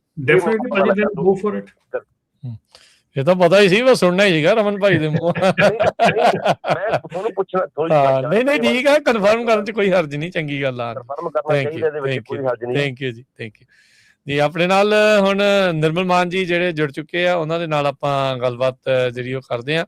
ਨਿਰਮਲ ਮਾਨ ਜੀ, ਇਹਨੂੰ ਸਵਾਗਤ ਹੈ। ਸਤਿ ਸ੍ਰੀ ਅਕਾਲ ਜੀ। ਸਤਿ ਸ੍ਰੀ ਅਕਾਲ ਰਾਜਕਰਨ, ਸਤਿ ਸ੍ਰੀ ਅਕਾਲ ਹਰਜੋਤ ਭਾਜੀ, ਸਤਿ ਸ੍ਰੀ ਅਕਾਲ ਰਮਨ ਭਾਜੀ, ਸਾਰੇ ਵੇਖਣ ਸੁਣਨ ਵਾਲੇ ਬਹੁਤ ਪਿਆਰ ਭਰੀ ਸਤਿ ਸ੍ਰੀ ਅਕਾਲ। ਸਤਿ ਸ੍ਰੀ ਅਕਾਲ। ਅੱਜ ਤਸਵੀਰ ਲਗਾਈ ਬੈਠੇ ਆ ਤੁਸੀਂ ਆਪਣੀ? ਜੀ ਹਾਂ, ਮੇਰੇ ਨਾ ਕੁਝ ਟੈਕਨੀਕਲ ਡਿਫਿਕਲਟਸ ਆ ਰਹੀ ਹੈ, ਮੈਂ ਇਸ ਕਰਕੇ ਫੋਟੋ ਲਾਤੀ ਹੈ। ਚਲੋ ਠੀਕ ਆ ਜੀ, ਤਾਂ ਵੀ ਠੀਕ ਆ ਜੀ। ਨਿਰਮਲ ਮਾਨ ਜੀ, ਕੀ ਸਿਚੁਏਸ਼ਨ ਜਿਹੜੀ ਉਹ ਚੱਲ ਰਹੀ ਆ? ਬੀਤੇ ਦਿਨਾਂ ਦੇ ਵਿੱਚ ਇੱਕ ਇਹ ਗੁੱਡ ਨਿਊਜ਼ ਆਈ ਸੀਗੀ ਵੀ ਜਿਹੜੀਆਂ ਜੌਬ ਦੀਆਂ ਓਪਨਿੰਗਸ ਆ ਉਹ 7.6 ਮਿਲੀਅਨ ਦੇ ਉੱਤੇ ਹੈਗੀਆਂ, ਜੋ ਐਕਸਪੈਕਟਡ ਸੀ ਉਹਦੇ ਨਾਲੋਂ ਵੱਧ ਆ। ਇਹਨਾਂ ਨੇ ਜਿਹੜਾ ਆਪਣਾ ਇੰਟਰਸਟ ਰੇਟ ਆ ਉਹਨਾਂ ਨੂੰ ਵੀ ਮੇਨਟੇਨ ਰੱਖਿਆ, ਨਾ ਘਟਾਇਆ ਨਾ ਜਿਹੜਾ ਉਹ ਵਧਾਇਆ। ਸੋ ਉਹ ਸਾਰੀ ਚੀਜ਼ ਦਾ ਤੁਹਾਡੀ ਇੰਡਸਟਰੀ ਦੇ ਉੱਤੇ ਕਿੱਦਾਂ ਅਸਰ ਆ? ਜੀ ਬਿਲਕੁਲ, ਹਾਂ ਦੇਖੋ ਜੇ ਓਵਰਆਲ ਗੱਲ ਕਰੀਏ ਆਪਾਂ ਰਾਜਕਰਨ, ਤੇ ਥੋੜਾ ਜਿਹਾ ਪੋਜ਼ਿਟਿਵ ਨਿਊਜ਼ ਤੇ ਹੈਗੀ। ਔਰ ਜਿਹੜੀ ਇਸ ਮਹੀਨੇ ਦੀ ਆਉਣ ਵਾਲੀ ਰਿਪੋਰਟ ਹੈ ਉਹਦੀ ਆਸਾਰ ਨੇ ਕਿ ਜੇ ਬਹੁਤ ਹੀ ਪੋਜ਼ਿਟਿਵ ਨਹੀਂ ਤਾਂ ਐਟਲੀਸਟ ਪੋਜ਼ਿਟਿਵ ਤੇ ਉਹ ਆਏਗੀ। ਪਰ ਜਿਹੜਾ ਆਊਟਸਟੈਂਡਿੰਗ ਡੈਟ ਹੈ, ਮੈਂ ਅੱਗੇ ਵੀ ਇਹ ਕਹਿਣਾ ਹੁੰਦਾ ਕਿ ਦੇਖੋ ਕਿ ਹਰ ਬੰਦੇ ਦਾ ਸਿਚੁਏਸ਼ਨ ਆਪਣੀ ਇੱਕ ਪਰਸਨਲ ਹੈਗੀ ਹੈ। ਕਿਸੇ ਦੇ ਬਹੁਤ ਜ਼ਿਆਦਾ ਕਈ ਵਾਰ ਈਵਨ ਦੋ ਸਾਰੀ ਇਕੋਨਮੀ ਥਰਾਈਵ ਕਰਦੀ ਹੁੰਦੀ ਹੈ ਤੇ ਆਪਣਾ ਸਿਚੁਏਸ਼ਨ ਖਰਾਬ ਹੁੰਦੀ ਹੈ। ਸੋ ਜਿਹੜਾ ਵੀ ਇੰਡੀਵਿਜੂਅਲ ਭੈਣ ਭਰਾ ਸੁਣਦਾ ਪਿਆ, ਉਹਨਾਂ ਨੂੰ ਆਪਣਾ ਪਰਸਨਲ ਸਿਚੁਏਸ਼ਨ ਦੇਖਣੀ ਪੈਂਦੀ ਹੈ ਕਿ ਜੇ ਅਸੀਂ 2 ਜਾਂ 3 ਮਹੀਨੇ ਤੋਂ ਬਿਹਾਈਂਡ ਆ ਪੇਮੈਂਟਸ ਦੇ ਉੱਤੇ, ਕਿਉਂਕਿ ਜਿਹੜਾ ਡੈਟ ਉਹ ਹਮੇਸ਼ਾ ਜਿਹੜਾ credit card debt historic high ਹੈ, ਆਲਮੋਸਟ ਕਲੋਜ਼ ਟੂ 1.3 ਟ੍ਰਿਲੀਅਨ ਹੈ। ਉਹ ਤਾਂ ਘਟਦਾ ਨਹੀਂ ਪਿਆ, ਉਹ ਵੱਧਦਾ ਹੀ ਪਿਆ। ਔਰ ਜਿਹੜੀ ਕ੍ਰੈਡਿਟ ਕਾਰਡ ਦਾ ਇੰਟਰਸਟ ਰੇਟ ਆ ਉਹ ਵੀ 21 ਤੋਂ ਲੈ ਕੇ 22% ਦੇ ਉੱਤੇ ਐਵਰੇਜ ਚੱਲਦਾ ਪਿਆ, ਈਵਨ ਦੋ ਜੇ ਤੁਹਾਡਾ ਕ੍ਰੈਡਿਟ ਸਕੋਰ 850 ਦੇ ਲਾਗੇ ਵੀ ਹੈਗਾ। ਸੋ ਇੰਡੀਵਿਜੂਅਲ ਲੈਵਲ 'ਤੇ ਔਰ ਜਿਹੜੇ ਈਵਨ ਦੋ ਇੰਡਸਟਰੀ ਦੁਬਾਰਾ ਥਰਾਈਵ ਕਰਦੀ ਪਈ ਹੈ, ਚੰਗੀ ਗੱਲ ਆ। ਚਾਹੇ ਟਰੈਕਿੰਗ ਇੰਡਸਟਰੀ ਵੀ ਤੁਸੀਂ ਗੱਲ ਕਰਦੇ ਪਏ ਹੋ, ਪਰ ਜਿਹੜਾ ਪੁਰਾਣਾ ਡੈਟ ਹੈ, ਆਊਟਸਟੈਂਡਿੰਗ ਡੈਟ ਹੈ, ਉਹਦੇ ਵਿੱਚ ਅਜੇ ਵੀ ਕਿਤੇ ਨਾ ਕਿਤੇ ਵੱਡਾ ਸਿਚੁਏਸ਼ਨ ਪ੍ਰੋਬਲਮ ਹੈਗੀ ਆ। ਔਰ ਜੌਬਸ ਦੀ ਵੀ ਗੱਲ ਕਰ ਲਈਏ ਤਾਂ ਕੁਛ ਸੈਗਮੈਂਟ ਜਿੱਦਾਂ ਹੌਸਪਿਟੈਲਿਟੀ ਹੋ ਗਈ ਜਾਂ ਹੈਲਥ ਕੇਅਰ ਹੋ ਗਿਆ, ਉੱਥੇ ਜ਼ਿਆਦੀਆਂ ਜੌਬ ਨਿਕਲੀਆਂ ਨੇ। ਪਰ ਕਈ ਐਸੀ ਜਿਹੜੀ ਆ, ਜੇ ਖਾਸ ਕਰਕੇ ਜੇ IT ਦੀ ਗੱਲ ਕਰ ਲਈਏ ਜਾਂ ਹੋਰ ਕਈ ਇੰਡਸਟਰੀਜ਼ ਨੇ ਜਿੱਥੇ ਅਜੇ ਵੀ ਜੌਬ ਜਿਹੜੀਆਂ ਨੇ ਉਹ ਸਫਰ ਕਰਦੀਆਂ ਪਈਆਂ ਨੇ। ਸੋ ਜਿਹੜਾ ਵੀ ਮੇਰਾ ਵੀਰ ਭੈਣ ਭਰਾ ਸੁਣਦਾ ਪਿਆ, ਜਿਹਨਾਂ ਨੂੰ ਲੱਗਦਾ ਕਿ ਹਾਂ ਵੀ ਉਹਨਾਂ ਦੀ ਪਰਸਨਲ ਸਿਚੁਏਸ਼ਨ ਇੱਦਾਂ ਦੀ ਹੈ ਕਿ ਉਹਨਾਂ ਦਾ ਜਿਹੜਾ ਮਿਨੀਮਮ ਡੈਟ ਹੈ ਉਹ ਸਫਰ ਕਰਦੇ ਪਏ ਨੇ ਔਰ ਮਿਨੀਮਮ ਪੇਮੈਂਟਸ ਦੇ ਜਾਂਦੇ ਨੇ ਹਰ ਮਹੀਨੇ, ਔਰ 3 ਮਹੀਨੇ ਹੋ ਗਏ ਉਹਨਾਂ ਨੂੰ ਮਿਨੀਮਮ ਪੇਮੈਂਟ ਦਿੰਦੇ, ਇੱਕ ਵਾਰੀ ਕਾਲ ਕਰ ਲਓ। ਜਿੱਦਾਂ ਅਸੀਂ ਅੱਗੇ ਵੀ ਕਹਿੰਦੇ ਹੁੰਦੇ ਹਾਂ ਕਿ you don't pay a single penny ਜਦ ਤੱਕ ਤੁਹਾਡਾ ਕਰਜ਼ਾ ਮਾਫ ਨਹੀਂ ਹੋ ਜਾਂਦਾ, ਤੇ ਇਸ ਟਾਈਮ ਦੇ ਵਿੱਚ ਤੇ ਬਿਲਕੁਲ ਹੀ ਕੋਈ ਪੈਸਾ ਤੁਸੀਂ ਨਹੀਂ ਦੇਣਾ। ਤੇ ਜਿਹੜੇ ਵੀ ਆਪਸ਼ਨ ਹੈ, ਚਾਹੇ ਸੈਟਲਮੈਂਟ ਹੈ, ਚਾਹੇ ਬੈਂਕਰਪਸੀ ਹੈ, ਚਾਹੇ ਕੰਸੋਲੀਡੇਸ਼ਨ ਹੈ, we go or all that, and end of the day ਇਸ ਤੁਹਾਡਾ ਡਿਸੀਜਨ ਹੈ ਕਿ ਤੁਸੀਂ ਕੀ ਕਰਨਾ। ਔਰ ਤੁਸੀਂ ਸਾਰਾ ਕੁਛ, ਜੇ ਤੁਸੀਂ ਇਨਰੋਲ ਵੀ ਕਰਦੇ ਹੋ, ਸਾਰਾ ਕੁਛ ਪੇ ਕਰਨ ਦੇ ਬਾਅਦ ਵੀ ਤੁਸੀਂ ਅੱਧੇ ਤੋਂ ਵੱਧ ਆਪਣੇ ਪੈਸੇ ਬਚਾ ਸਕਦੇ ਹੋ, ਔਰ ਬਾਕੀ ਰਹਿੰਦੀਆਂ ਤੇ ਤੁਸੀਂ ਆਸਾਨ ਕਿਸ਼ਤਾਂ ਬਣਾ ਸਕਦੇ ਹੋ। ਸੋ ਨੰਬਰ ਦੱਸ ਦੇਣਾ ਮੈਂ ਜੀ, ਨੰਬਰ ਹੈ ਸਾਡਾ 888 888 9914 888-888-9914। ਨਿਰਮਲ ਭਾਜੀ, ਜਿਹੜਾ ਡੈਬਟ ਕੰਸੋਲੀਡੇਸ਼ਨ ਦੇ ਵਿੱਚ ਨਾ, ਖਾਸ ਕਰਕੇ ਜਿਹੜੇ ਕਹਿੰਦੇ ਹੋਮ ਇਕੁਇਟੀ ਬੋਰਿੰਗ ਸੀਗੀ, 39% ਰੇਜ਼ ਹੋਈ ਆ। ਕਿਉਂਕਿ ਪਿਛਲੇ 2-3 ਸਾਲਾਂ 'ਚ 2022 ਤੋਂ ਲੈ ਕੇ 24 ਤਾਈਂ ਲੋਕਾਂ ਨੇ 65% ਜਿਹੜਾ ਆਪਣਾ ਹੋਮ ਇਕੁਇਟੀ ਆ ਉਹ ਯੂਜ਼ ਕਰਕੇ ਘਰਾਂ ਦੇ ਵਿੱਚ ਰੈਨੋਵੇਸ਼ਨ ਵਗੈਰਾ ਕੀਤੀ, ਤੇ ਹੁਣ ਬਹੁਤ ਸਾਰੇ ਲੋਕ ਲੇ ਆਫ ਵੀ ਹੋ ਚੁੱਕੇ ਆ, ਕਰਜ਼ੇ ਚੜ੍ਹ ਗਏ ਆ। ਸੋ ਉਹ ਡੈਬਟ ਕੰਸੋਲੀਡੇਸ਼ਨ ਦੇ ਵਿੱਚ ਕਹਿੰਦੇ ਵੀ ਇਸ ਵੇਲੇ ਬਹੁਤ ਵੱਡਾ ਜਿਹੜਾ ਫੈਕਟਰ ਆ, 25% ਤੋਂ ਵੱਧ ਕੇ 39% ਹੋ ਗਿਆ ਜਿਹੜਾ ਹੋਮ ਇਕੁਇਟੀ ਲੋਨ ਦਾ। ਇਹਦੇ ਵਿੱਚ ਮੈਨੂੰ ਲੱਗਦਾ ਐਡ ਕਰਦੇ ਜਾਈਏ, ਆਈ ਥਿੰਕ ਰਮਨ ਭਾਜੀ, ਨਿਰਮਲ ਮਾਨ ਜੀ, ਤੁਹਾਨੂੰ ਵੀ ਇਸ ਚੀਜ਼ 'ਚ ਪਤਾ ਹੀ ਹੋਣਾ ਵੀ ਬਹੁਤ ਸਾਰਿਆਂ ਨੇ ਜਿਹੜੀ ਇਦਾਂ ਹੀ ਹੋਮ ਇਕੁਇਟੀ ਚੱਕ ਕੇ ਆਪਣੇ ਜਿਹੜੇ ਬਹੁਤ ਸਾਰੇ ਟਰੱਕਿੰਗ ਬਿਜ਼ਨਸ ਆ ਉਹ ਵੀ ਚਾਲੂ ਜਿਹੜੇ ਉਹ ਰੱਖੇ ਆ। ਸੋ ਉਹਨਾਂ ਸਾਰਿਆਂ ਦੇ ਲਈ ਕੀ ਆਪਸ਼ਨ ਜਿਹੜੀ ਉਹ ਹੋ ਸਕਦੀ ਹੁਣ ਅੱਗੇ?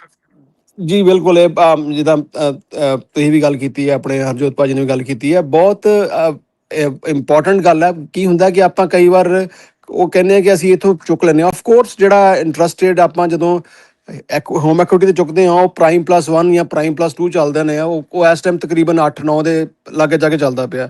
ਸੋ 8-9 ਜਿਹੜਾ ਉਹ ਵੀ ਬੜਾ it's a extremely high interest rate. ਪਰ ਜਿਹੜਾ ਕ੍ਰੈਡਿਟ ਕਾਰਡ ਦਾ ਉਹ 20-22 ਹੁੰਦਾ। ਔਰ ਮੈਂ ਤਾਂ ਇਹੀ ਕਹਿਣਾ ਹੁੰਦਾ ਕਿ ਬਜਾਏ ਇਹਦੇ ਕਿ ਤੁਸੀਂ ਕ੍ਰੈਡਿਟ ਹੋਮ ਐਕੁਇਟੀ ਚੁੱਕ ਕੇ ਬੇਗੜ ਤੁਹਾਡਾ ਅਨਸਿਕਿਉਰਡ ਡਾਟਾ ਤੁਸੀਂ ਉਹਨੂੰ ਬਾਹਰੋਂ ਸੈਟਲ ਕਰ ਸਕਦੇ ਹੋ। ਹੁਣ ਘਰ ਦੇ ਉੱਤੇ ਲੀਨ ਪੈ ਜਾਂਦੀ ਹੈ। ਆਫ ਕੋਰਸ ਉਹਦੇ ਵਿੱਚ ਆਪਸ਼ਨਸ ਹੁੰਦੀਆਂ ਨੇ, ਪਰ ਇਸ time because Ajay market stable ਹੈ, ਘਰਾਂ ਦੀ ਮਾਰਕੀਟ ਸਟੇਬਲ ਹੈ। ਕਿਉਂਕਿ ਜਦੋਂ ਪਿਛਲੀ ਵਾਰ ਦੀ ਵੇਖਿਆ 2008 ਦੇ ਵਿੱਚ ਸਾਰੀ ਜਿਹੜੀ ਆ ਰੀਅਲ ਸਟੇਟ ਮਾਰਕੀਟ ਔਰ ਲੋਨ ਮਾਰਕੀਟ ਸਬ ਪ੍ਰਾਈਮ ਦੀ ਕ੍ਰੈਸ਼ ਕੀਤੀ ਸੀ, ਉਦੋਂ ਬੜੀਆਂ ਸੈਟਲਮੈਂਟਸ ਹੋਈਆਂ ਹਨ ਅਤੇ ਕਿਤੇ ਨਾ ਕਿਤੇ ਅਜੇ ਵੀ ਉਹਨਾਂ ਸੈਟਲਮੈਂਟ ਮਿਲਦੀ ਪਈ ਹੈ, ਪਰ ਉਹ ਅਜੇ ਇਸ ਲੈਵਲ 'ਤੇ ਨਹੀਂ ਪਹੁੰਚੀਆਂ ਜਿਸ ਲੈਵਲ 'ਤੇ 2008 ਦੇ ਵਿੱਚ ਹੈਗੀਆਂ ਹਨ। ਸੋ ਮੈਂ ਤਾਂ ਇਹੀ ਕਹਾਂ ਕਿ ਜਿਨ੍ਹਾਂ ਲੈ ਲਈ ਹੈ, it's kind of to late. ਆਪਾਂ ਹੁਣ ਜ਼ਿਆਦਾ ਕੁਝ ਨਹੀਂ ਕਰ ਸਕਦੇ, ਵੀ ਤੁਹਾਨੂੰ ਲੱਗਦਾ ਹੈ ਕਿ ਤੁਸੀਂ ਫਿਰ ਵੀ ਕਾਲ ਕਰ ਸਕਦੇ ਹੋ, in certain scenarios we can help you.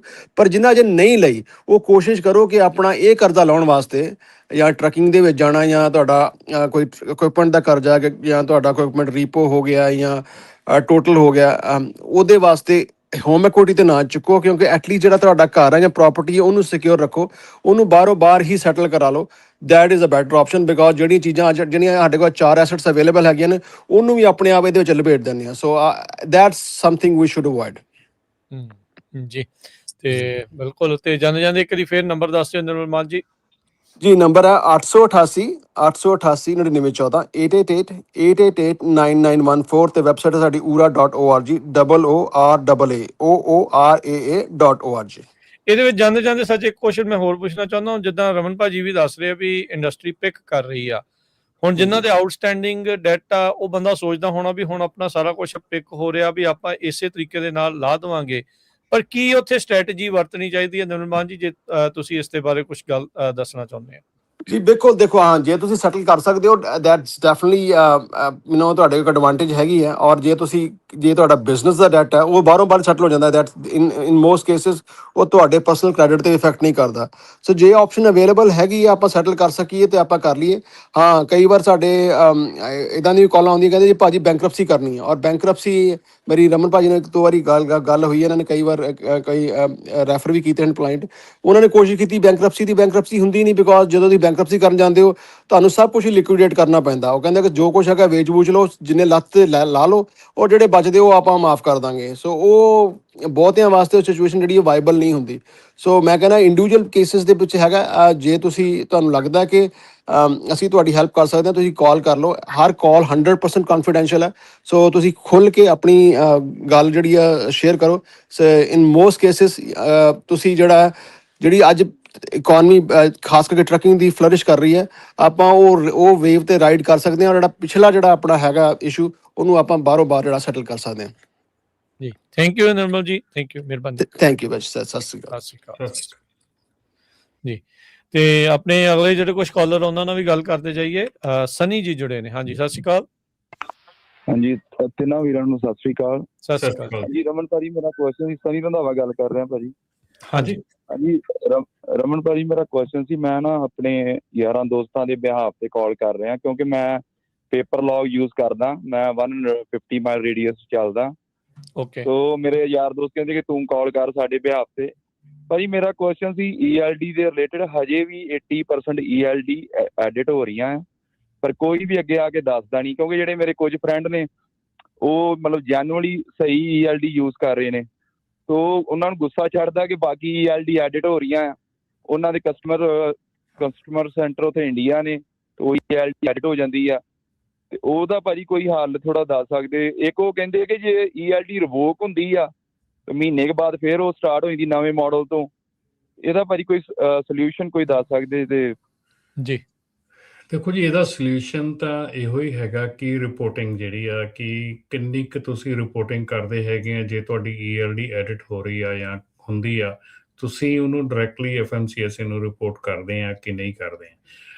ਦੇਖੋ, ਜਦੋਂ ਆਪਾਂ ਗਰੁੱਪ ਦੇ ਵਿੱਚ ਗੱਲਾਂ ਕਰ ਲਈਆਂ ਜਾਂ ਤੁਸੀਂ ਸਾਨੂੰ ਇੱਥੇ ਕਾਲ ਕਰਕੇ ਦੱਸ ਦਿੰਦੇ ਆ, ਇਹਦਾ ਅਸੀਂ ਹੱਲ ਇਹੋ ਹੀ ਮੇਰੇ ਖਿਆਲ ਦੇ ਵਿੱਚ ਹੈਗਾ ਕਿ ਜਿਹੜੀ ਰਿਪੋਰਟਿੰਗ ਹੈਗੀ ਆ, ਰਿਪੋਰਟਿੰਗ ਤੋਂ ਬਿਨਾਂ ਜਿਹੜੀ ਕੋਈ ਵੀ ਚੀਜ਼ ਆ ਉਹ ਨਹੀਂ ਚੱਲਦੀ ਹੈਗੀ, ਨਹੀਂ ਸੁਣੀ ਜਾਂਦੀ ਹੈਗੀ।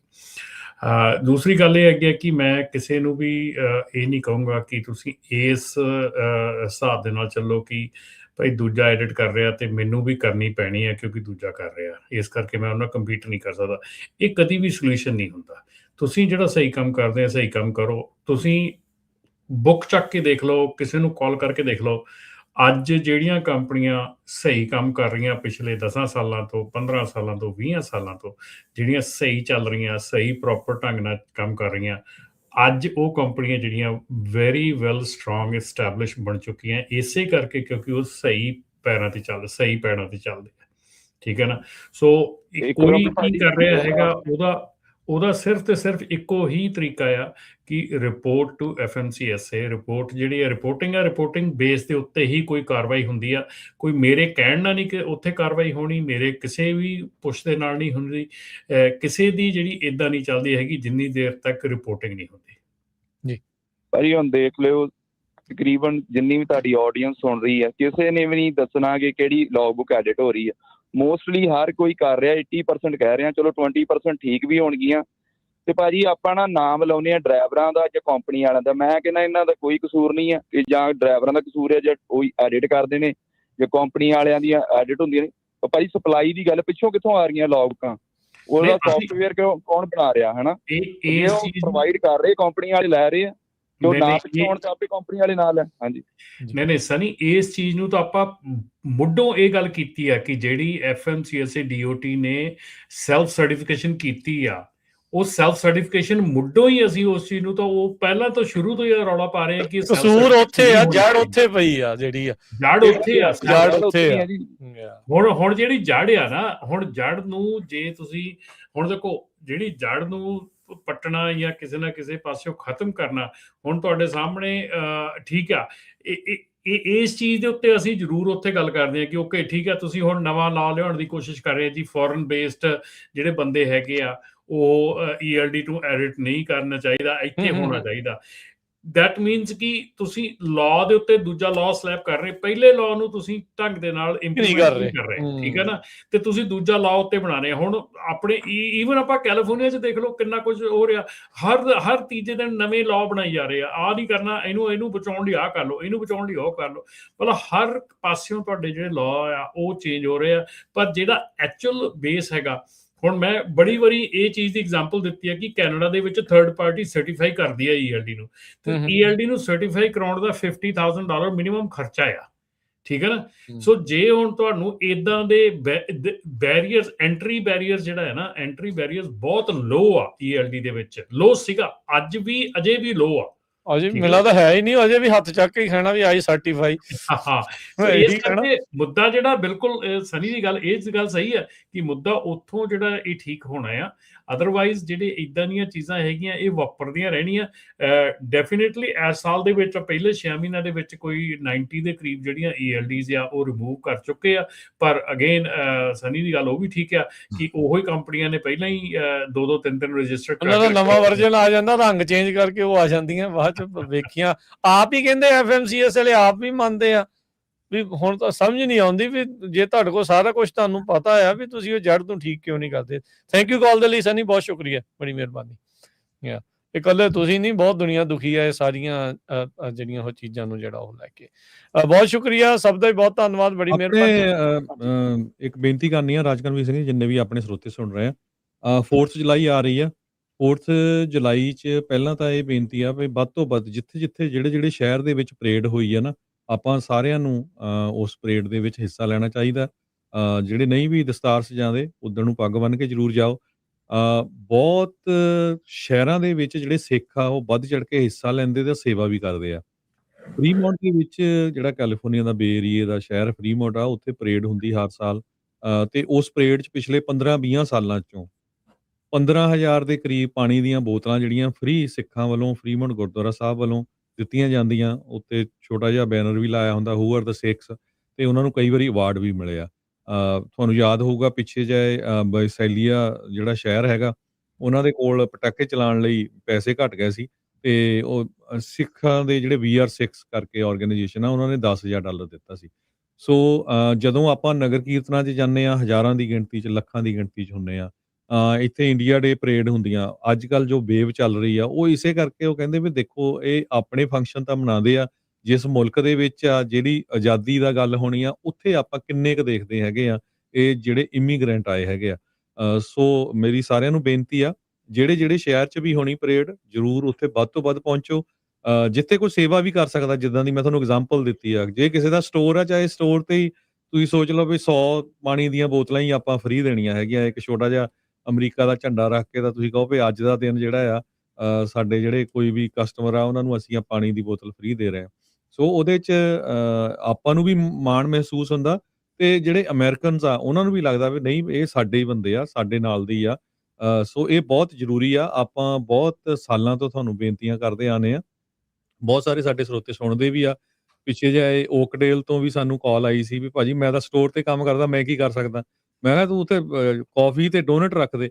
ਹੁਣ ਬਾਅਦ 'ਚ ਫੋਟੋਆਂ ਵੀ ਸਾਨੂੰ ਭੇਜੀਆਂ ਮੁੰਡੇ ਨੇ, ਤੇ ਉਹ ਦੇਖੋ ਕੈਸ਼ੀਅਰ ਦਾ ਜੋਬ ਕਰਦਾ ਸੀ। ਕਹਿੰਦਾ ਵੀ ਮੈਂ ਉੱਥੋਂ ਪਰੇਡ ਲੰਘਣੀ ਸੀ, ਉੱਥੇ ਟੇਬਲ ਲਾਇਆ, ਟੇਬਲ ਤੇ ਕੌਫੀ ਰੱਖੀ, ਡੋਨਟ। ਕਹਿੰਦਾ ਵੀ ਮੈਨੂੰ ਇੰਨਾ ਜ਼ਿਆਦਾ ਥੈਂਕ ਯੂ ਕੀਤਾ ਸਾਰਿਆਂ ਨੇ ਆ ਕੇ, ਤੇ ਵੀ ਮੈਂ ਬੜਾ ਪ੍ਰਾਊਡ ਫੀਲ ਹੋਇਆ ਹੈਗਾ। ਸੋ ਪਲੀਜ਼ ਸਾਰਿਆਂ ਨੂੰ ਬੇਨਤੀ ਆ, ਵੱਧ ਤੋਂ ਵੱਧ ਜਿਹੜਾ ਇਹ ਪ੍ਰੋਗਰਾਮ ਹੈ ਇਹਦੇ ਵਿੱਚ ਹਿੱਸਾ ਜ਼ਰੂਰ ਲਿਆ ਕਰੋ। ਬਿਲਕੁਲ ਹਰਜੋਤ ਭਾਜੀ ਤੇ ਰਾਜਕਰਨ, ਇਹ ਵੀ ਜਦੋਂ ਤੁਸੀਂ ਇੱਥੇ ਵੀ ਜਦੋਂ ਹੱਥ ਚੁੱਕ ਕੇ ਆਪਾਂ ਸਹੁੰ ਖਾਂਦੇ ਆ, ਸੈਲਫ ਸਰਟੀਫਿਕੇਸ਼ਨ ਕਰਦੇ ਆ ਨਾ ਵੀ ਅਸੀਂ ਇਸ ਕੰਟਰੀ ਦੇ ਬਸ਼ਿੰਦੇ ਬਣੇ ਆ, ਓਥ ਲੈਂਦੇ ਆ, ਉਹ ਵੀ ਉਹੀ ਸੈਲਫ ਸਰਟੀਫਿਕੇਸ਼ਨ ਹੈ ਜਿਹੜੀ ELD ਵਾਲੀ ਜਿੱਦਾਂ ਉਹ ਉਹਨਾਂ ਨੇ ਕੀਤੀ ਹੈਗੀ ਆ। ਸੋ ਤੁਸੀਂ ਵੀ ਹੱਥ ਚੁੱਕ ਕੇ ਓਥ ਲਈ ਆ, ਤੁਸੀਂ ਵੀ ਹੱਥ ਚੁੱਕ ਕੇ ਇਸ ਕੰਟਰੀ ਦੇ ਜਿਹੜੇ ਆ ਸਿਟੀਜ਼ਨ ਬਣੇ ਆ। ਸੋ ਜਦੋਂ ਤੁਸੀਂ ਇਹਦਾ ਭਲਾ ਹੋਵੇ, ਇਹਦਾ ਗੁੱਡਵਿਲ ਹੋਵੇ, ਉਹ ਸਾਰੀ ਤੇ ਬਹੁਤ ਆਪਣੇ ਐਸੇ ਵੀ ਆ ਜਿਹੜੇ ਬਣਨਾ ਚਾਹੁੰਦੇ ਆ, ਜਿਹੜੇ ਕਰਨਾ ਚਾਹੁੰਦੇ ਆ। ਸੋ ਇਹ ਨਹੀਂ ਕਿ ਐਟਲੀਸਟ ਜਿਹੜੇ ਸਿਟੀਜ਼ਨ ਆ ਤੇ ਜਿਹੜੇ ਸਿਟੀਜ਼ਨ ਬਣਨਾ ਚਾਹੁੰਦੇ ਆ ਉਹ ਡੈਫੀਨੇਟਲੀ ਇਹ ਜਿਹੜੀਆਂ ਦੇਖੋ ਇਸੇ ਕਰਕੇ ਆਪਾਂ ਇਹ ਗੱਲ ਕਰਦੇ ਆ ਕਿ ਜੇ ਤੁਸੀਂ ਗ੍ਰਾਸ ਰੂਟ ਲੈਵਲ ਦੇ ਵਿੱਚ ਤੁਸੀਂ ਗ੍ਰਾਸ ਰੂਟ ਲੈਵਲ ਤੇ ਨਹੀਂ ਨਾ ਐਕਟੀਵੇਟ ਹੁੰਦੇ, ਤੁਸੀਂ ਨਹੀਂ ਜਾਂਦੇ, ਨਹੀਂ ਕੰਮ ਕਰਦੇ, ਨਹੀਂ ਗੱਲ ਕਰਦੇ, ਤੇ ਦੈਨ ਤੁਹਾਡਾ ਜਿਹੜਾ ਕੰਮ ਆ ਉਹ ਆਪਾਂ ਜਿੰਨੇ ਮਰਜ਼ੀ ਆਪਾਂ ਆਪਣੇ ਤਿਉਹਾਰ ਮਨਾ ਲਈਏ, ਆਪਾਂ ਜਿੰਨੇ ਮਰਜ਼ੀ ਵੱਡੇ ਕਰ ਲਈਏ, ਪਰ ਲੇਕਿਨ ਉਹ ਜਿਹੜਾ ਅਸਰ ਆ ਉਹ ਨਹੀਂ ਹੁੰਦਾ। ਸੋ ਡੈਫੀਨੇਟਲੀ ਲੋਕਲ ਤੁਹਾਡੀ ਜਿਹੜੀ ਗ੍ਰਾਸ ਰੂਟ ਲੈਵਲ ਤੇ ਕੰਮ ਆ, ਲੋਕਲ ਪੋਲੀਟਿਕਸ ਕਹਿ ਲਓ, ਲੋਕਲ ਕਿਉਂਕਿ ਜਿਹੜੀਆਂ ਸਿਟੀ ਦੀਆਂ ਪੋਲੀਟਿਕਸ ਆ, ਜਿਹੜੀ ਕਾਊਂਟੀ ਦੀ ਪੋਲੀਟਿਕਸ ਆ, ਜਿਹੜੀ ਕਾਊਂਟੀ ਦੀਆਂ ਮੀਟਿੰਗਸ ਆ, ਸਿਟੀ ਦੀਆਂ ਮੀਟਿੰਗਸ ਆ, ਉਹਨਾਂ ਦੇ ਵਿੱਚ ਹਿੱਸਾ ਲੈਣਾ ਬਹੁਤ ਜ਼ਿਆਦਾ ਜ਼ਰੂਰੀ ਆ। ਬਜਾਏ ਇਹਦੇ ਕਿ ਗਵਰਨਰ ਦੀ ਮੀਟਿੰਗ ਦੇ ਵਿੱਚ ਹਿੱਸਾ ਲਓ ਜਾਂ ਪ੍ਰੈਜ਼ੀਡੈਂਟ ਦੀ ਮੀਟਿੰਗ 'ਚ ਹਿੱਸਾ ਲਓ, ਉਹਦੇ ਨਾਲੋਂ ਲੋਕਲ ਜਿਹੜੀਆਂ ਮੀਟਿੰਗਸ ਆ ਉਹਨਾਂ 'ਚ ਹਿੱਸਾ ਲੈਣਾ ਬਹੁਤ ਜ਼ਿਆਦਾ ਜ਼ਰੂਰੀ ਆ। ਸੋ ਖਾਸ ਕਰਕੇ ਜਿਹੜੇ ਟਰੱਕਰਸ ਆ, ਹਰ ਟਰੱਕ ਸਟਾਪ ਦੇ ਉੱਤੇ, ਗੈਸ ਸਟੇਸ਼ਨ ਤੇ ਛੋਟੇ-ਛੋਟੇ ਫਲੈਗ ਮਿਲਦੇ ਆ। 4 ਜੁਲਾਈ ਵਾਲੇ ਦਿਨ ਫਲੈਗ ਜ਼ਰੂਰ ਲਾ ਲਿਆ ਕਰੋ, ਬਹੁਤ ਵਧੀਆ ਹੁੰਦਾ। ਮੈਂ ਉਦਾਹਰਨ ਦਿੰਦਾ, ਪਿੱਛੇ ਜਿਹੇ ਰਾਜਕਰਨ ਨੂੰ ਵੀ ਸ਼ਾਇਦ ਯਾਦ ਹੋਊਗਾ, ਸਾਡੇ ਘਰ ਦੇ ਲਾਗੇ ਪਟਾਕੇ ਚੱਲਦੇ ਹੁੰਦੇ ਤੇ ਅਸੀਂ ਸਾਰੇ ਬੈਠੇ ਤੇ ਘਰ ਦੇ ਆਲੇ-ਦੁਆਲੇ ਅਸੀਂ ਛੋਟੇ-ਛੋਟੇ ਫਲੈਗ ਲਾਏ ਹੋਏ ਸੀ, ਤੇ ਉਹ ਸ਼ਹਿਰ ਦਾ ਜਿਹੜਾ ਮੇਅਰ ਆ ਉਹ ਸਪੈਸ਼ਲੀ ਆ ਕੇ ਡੋਰ ਨੌਕ ਕਰਕੇ ਕਹਿ ਕੇ ਗਿਆ, ਯਾਰ ਬਹੁਤ ਸੋਹਣੇ ਤੁਹਾਡੇ ਫਲੈਗ ਲੱਗਦੇ ਆ ਘਰ ਦੇ, ਤੁਸੀਂ ਫੈਂਸ ਤੇ ਜਿਹੜੇ ਲਾਏ ਹੋ। ਸੋ ਪਲੀਜ਼ ਸਾਰਿਆਂ ਨੂੰ ਬੇਨਤੀ ਆ, ਜ਼ਰੂਰ ਜਿੱਥੇ ਵੀ ਛੋਟੀ ਜਿਹੀ, ਤੁਹਾਨੂੰ ਜ਼ਰੂਰੀ ਨਹੀਂ ਵੀ ਤੁਸੀਂ ਪੂਰੀ ਜਿੱਦਾਂ ਬਹੁਤ ਵੱਡਾ ਪ੍ਰੋਗਰਾਮ ਕਰਨਾ, ਛੋਟਾ ਜਿਹਾ ਪ੍ਰੋਗਰਾਮ ਵੀ ਬਹੁਤ ਵੱਡਾ ਹੁੰਦਾ ਹੈ। ਨਹੀਂ ਅਸੀਂ ਅੱਜ ਦੇਖੋ ਅਸੀਂ ਆਪਣੇ ਆਫਿਸ ਦੇ ਵਿੱਚ ਇਹ ਥੀਮ ਰੱਖਿਆ ਕਿ ਅਸੀਂ ਰੈੱਡ, ਵਾਈਟ ਐਂਡ ਬਲੂ ਪਾ ਕੇ ਆਉਣਾ ਆ। ਸੋ ਅਸੀਂ ਉਸ ਹਿਸਾਬ ਦੇ ਨਾਲ ਜਿਹੜੇ ਅਗਲੇ ਆਉਣ ਵਾਲੇ 2 ਦਿਨ ਆ, ਅੱਜ ਦਾ ਦਿਨ ਆ, ਕੱਲ੍ਹ ਦਾ ਦਿਨ ਆ, ਸੋ ਰੈੱਡ, ਵਾਈਟ ਐਂਡ ਬਲੂ ਦੇ ਵਿੱਚ ਹੀ ਅਸੀਂ ਆਫਿਸ ਦੇ ਵਿੱਚ ਕੰਮ ਕਰ ਰਹੇ ਹਾਂ। ਤੇ ਨਾਲ ਦੇ ਨਾਲ ਇੱਕ ਇਹ ਵੀ ਗੱਲ ਕਹਿੰਦੇ ਜਾਵਾਂਗੇ ਕਿ ਸਾਰਿਆਂ ਨੂੰ ਕਿ ਹੱਥ ਜੋੜ ਕੇ ਬੇਨਤੀ ਆ ਕਿ ਇਲੀਗਲ ਫਾਇਰਵਰਕਸ ਬਿਲਕੁਲ ਨਾ ਕਰਿਓ, ਕਿਉਂਕਿ ਆਪਣੀ ਜਿਹੜੀ ਕੰਟਰੀ ਹੈਗੀ ਆ, ਇੱਥੇ ਜਿੱਥੇ ਆਪਾਂ ਹੈਗੇ ਆ, ਉਹ ਮੇਰਾ ਖਿਆਲ ਉੱਥੇ ਹੁਣ ਇਸ ਵੇਲੇ ਗਰਮੀ ਦਾ ਮੌਸਮ ਚੱਲ ਰਿਹਾ, ਅੱਗਾਂ ਇਸ ਵੇਲੇ ਅਬਾਊਟ 59 ਦੇ ਕਰੀਬ ਜਿਹੜੀਆਂ ਲੱਗੀਆਂ ਹੋਈਆਂ ਆ ਸਾਰੇ ਕੰਟਰੀ ਦੇ ਵਿੱਚ, ਆਪਣੇ ਜਿਹੜੀ ਵੈਸਟ ਕੋਸਟ ਤੇ ਕੋਲੋਰਾਡੋ ਦੇ ਵਿੱਚ, ਹੋਰ ਬਹੁਤ ਜਗ੍ਹਾ ਤੇ ਆਪਣੀ ਜਿਹੜੀ ਸਟੇਟ ਹੈਗੀ ਆ ਇਹ ਬਹੁਤ ਜ਼ਿਆਦਾ ਇਸ ਚੀਜ਼ ਲਈ ਮੰਨਿਆ ਜਾਂਦਾ ਖਤਰਨਾਕ ਹੈ, ਕਿਉਂਕਿ ਵੈਜੀਟੇਸ਼ਨ ਬਹੁਤ ਜ਼ਿਆਦਾ ਹੁੰਦੀ ਹੈ ਇੱਥੇ। ਸੋ ਕਿਰਪਾ ਕਰਕੇ ਜਿਹੜਾ ਇਲੀਗਲ ਫਾਇਰਵਰਕਸ ਆ, ਜਿੱਦਾਂ ਟਰੱਕਾਂ ਵਾਲੇ ਖਾਸ ਕਰਕੇ, ਉਹਨਾਂ ਨੂੰ ਮੈਂ ਕਹੂੰਗਾ ਜਿਹੜੀਆਂ ਦੂਜੀਆਂ ਸਟੇਟਸ ਦੇ ਵਿੱਚੋਂ ਤੁਸੀਂ ਫਾਇਰਵਰਕਸ ਲੈ ਆਉਣੇ ਆ, ਜਿਹੜਾ ਕਿ ਇਲੀਗਲ ਆ ਕੈਲੀਫੋਰਨੀਆ ਦੇ ਵਿੱਚ, ਉਹ ਜ਼ਰੂਰ ਧਿਆਨ ਦਿਓ, ਉਹ ਬਿਲਕੁਲ ਨਾ ਕਰਿਓ, ਕਿਉਂਕਿ ਉਹਦੇ ਨਾਲ ਕਿਸੇ ਦੀ ਵੀ ਜਿਹੜੀ ਆ ਇਹ ਅੱਗ ਜਿਹੜੀ ਲੱਗਣੀ ਆ, ਔਰ ਅੱਗ ਦੇ ਨਾਲ ਤੁਹਾਨੂੰ ਪਤਾ ਨੁਕਸਾਨ ਕਿੰਨਾ ਹੁੰਦਾ। ਸੋ ਪਲੀਜ਼ ਇਹ ਚੀਜ਼ਾਂ ਜਿਹੜੀਆਂ ਇਹ ਜ਼ਰੂਰ ਨਾ, ਸ਼ੈਤਾਨੀ ਜਿਹੜੀ ਹੈ ਨਾ ਬਹੁਤ ਆਪਣੇ ਕਮਿਊਨਿਟੀ ਦੇ ਵਿੱਚ ਇਹ ਚੱਲਦੀ ਆ। ਫਾਇਰਵਰਕਸ ਜਿਹੜੇ ਆ ਸਟਰੀਟਸ ਦੇ ਉੱਤੇ, ਕਿਸੇ ਦੇ ਘਰ ਦੇ ਉੱਤੇ ਡਿੱਗ ਸਕਦਾ, ਕੁਛ ਹੋ ਸਕਦਾ। ਸੋ ਪਲੀਜ਼ ਜਿਹੜੇ ਇਲੀਗਲ ਫਾਇਰਵਰਕਸ ਆ ਉਹਨਾਂ ਦੀ ਵਰਤੋਂ ਬਿਲਕੁਲ ਨਹੀਂ ਕਰਨੀ। ਕੋਸ਼ਿਸ਼ ਕਰੋ ਜੇ ਫਾਇਰਵਰਕਸ ਦੀ ਵਰਤੋਂ ਬਿਲਕੁਲ ਨਾ ਕਰੋ, ਕਿਉਂਕਿ ਆਪਣਾ ਪੋਲਿਊਸ਼ਨ ਵੀ ਵੱਧਦਾ ਉਹਦੇ ਨਾਲ, ਤੇ ਪਲੱਸ ਆਪਣੇ ਪੈਸੇ ਵੀ ਇੱਕ ਹਿਸਾਬ ਦੇ ਜਾਂਦੇ ਆ ਜੀ। ਖਾਸ ਕਰਕੇ ਏਰੀਆ ਦੇ ਵਿੱਚ ਰਹਿੰਦੇ ਆ। 9 ਵਜੇ ਹਰਜੋਤ ਜੀ ਮੈਂ ਦੱਸਦੇ ਜਾਵਾਂ, ਹੁਣੇ ਕਾਲ ਆਈ ਸੀ ਬੇ ਏਰੀਏ ਤੋਂ, ਫਰੀਮੌਂਟ ਦੇ ਇਲਾਕੇ ਤੋਂ, ਵੀ ਕੱਲ ਨੂੰ 9:30 ਵਜੇ ਜਿਹੜੀ ਉਹ ਕੱਲ ਨੂੰ ਨਹੀਂ 4 ਜੁਲਾਈ ਨੂੰ 4 ਜੁਲਾਈ ਨੂੰ 9:30 ਵਜੇ ਪਰੇਡ ਆ। ਸੋ ਵੱਧ ਤੋਂ ਵੱਧ ਜਿਹੜੇ ਉਹ ਫਰੀਮੌਂਟ ਵਾਲੇ ਉਹਨਾਂ ਨੇ ਕਿਹਾ ਵੀ ਉੱਥੇ ਪਹੁੰਚਣ ਦੀ ਕਿਰਪਾਲਤਾ ਕਰੋ। ਬਾਕੀ ਵੀ ਸ਼ਹਿਰਾਂ ਦੇ ਵਿੱਚ ਤਕਰੀਬਨ ਇਹੀ ਟਾਈਮ ਹੋਣਾ ਆ, ਸੋ ਸਾਰੇ ਜਾਣੇ ਪਹੁੰਚਣ ਦੀ ਕੋਸ਼ਿਸ਼ ਕਰੋ ਜੀ। ਉੱਥੇ ਪੈਸੀਓ ਪੈਡਰੋ ਪਾਰਕਵੇ ਜਿਹੜਾ ਸਟਰੀਟ ਆ ਫਰੀਮੌਂਟ 'ਚ, ਉੱਥੇ ਲਾਇਬ੍ਰੇਰੀ ਆ, ਉੱਥੇ ਉਹਨੇ ਬੂਥ ਲਾਇਆ ਆ ਆਲਰੇਡੀ, ਪਾਣੀ ਦੀਆਂ ਬੋਤਲਾਂ, ਸਾਰਾ ਪ੍ਰਬੰਧ ਉਹਨੇ ਕੀਤਾ ਹੋਣਾ। ਸੋ ਜੇ ਇੱਕ ਜਗ੍ਹਾ ਸਾਰੇ ਵੱਧ ਤੋਂ ਵੱਧ ਇਕੱਠੇ ਹੋ, ਕਿਉਂਕਿ ਉਹਨਾਂ ਨੇ ਛੋਟੇ-ਛੋਟੇ ਜਿਹੜੇ ਇੱਕ ਤਰ੍ਹਾਂ ਨਾਲ ਬਾਕਸ ਹੁੰਦੇ ਆ, ਉਹਦੇ ਵਿੱਚ ਲੋਕਾਂ ਨੂੰ ਫੜਾਈ ਜਾਂਦੇ ਆ ਪਾਣੀ ਦੀਆਂ ਬੋਤਲਾਂ ਪਾ ਕੇ। ਸੋ ਸੇਵਾਦਾਰ ਵੀ ਚਾਹੀਦੇ ਆ, ਹਮੇਸ਼ਾ ਹੁੰਦੇ ਹੀ ਆ, 25-30 ਤਾਂ ਹੁੰਦੇ ਹੀ ਆ ਹਮੇਸ਼ਾ, ਮੈਂ ਦੇਖਿਆ।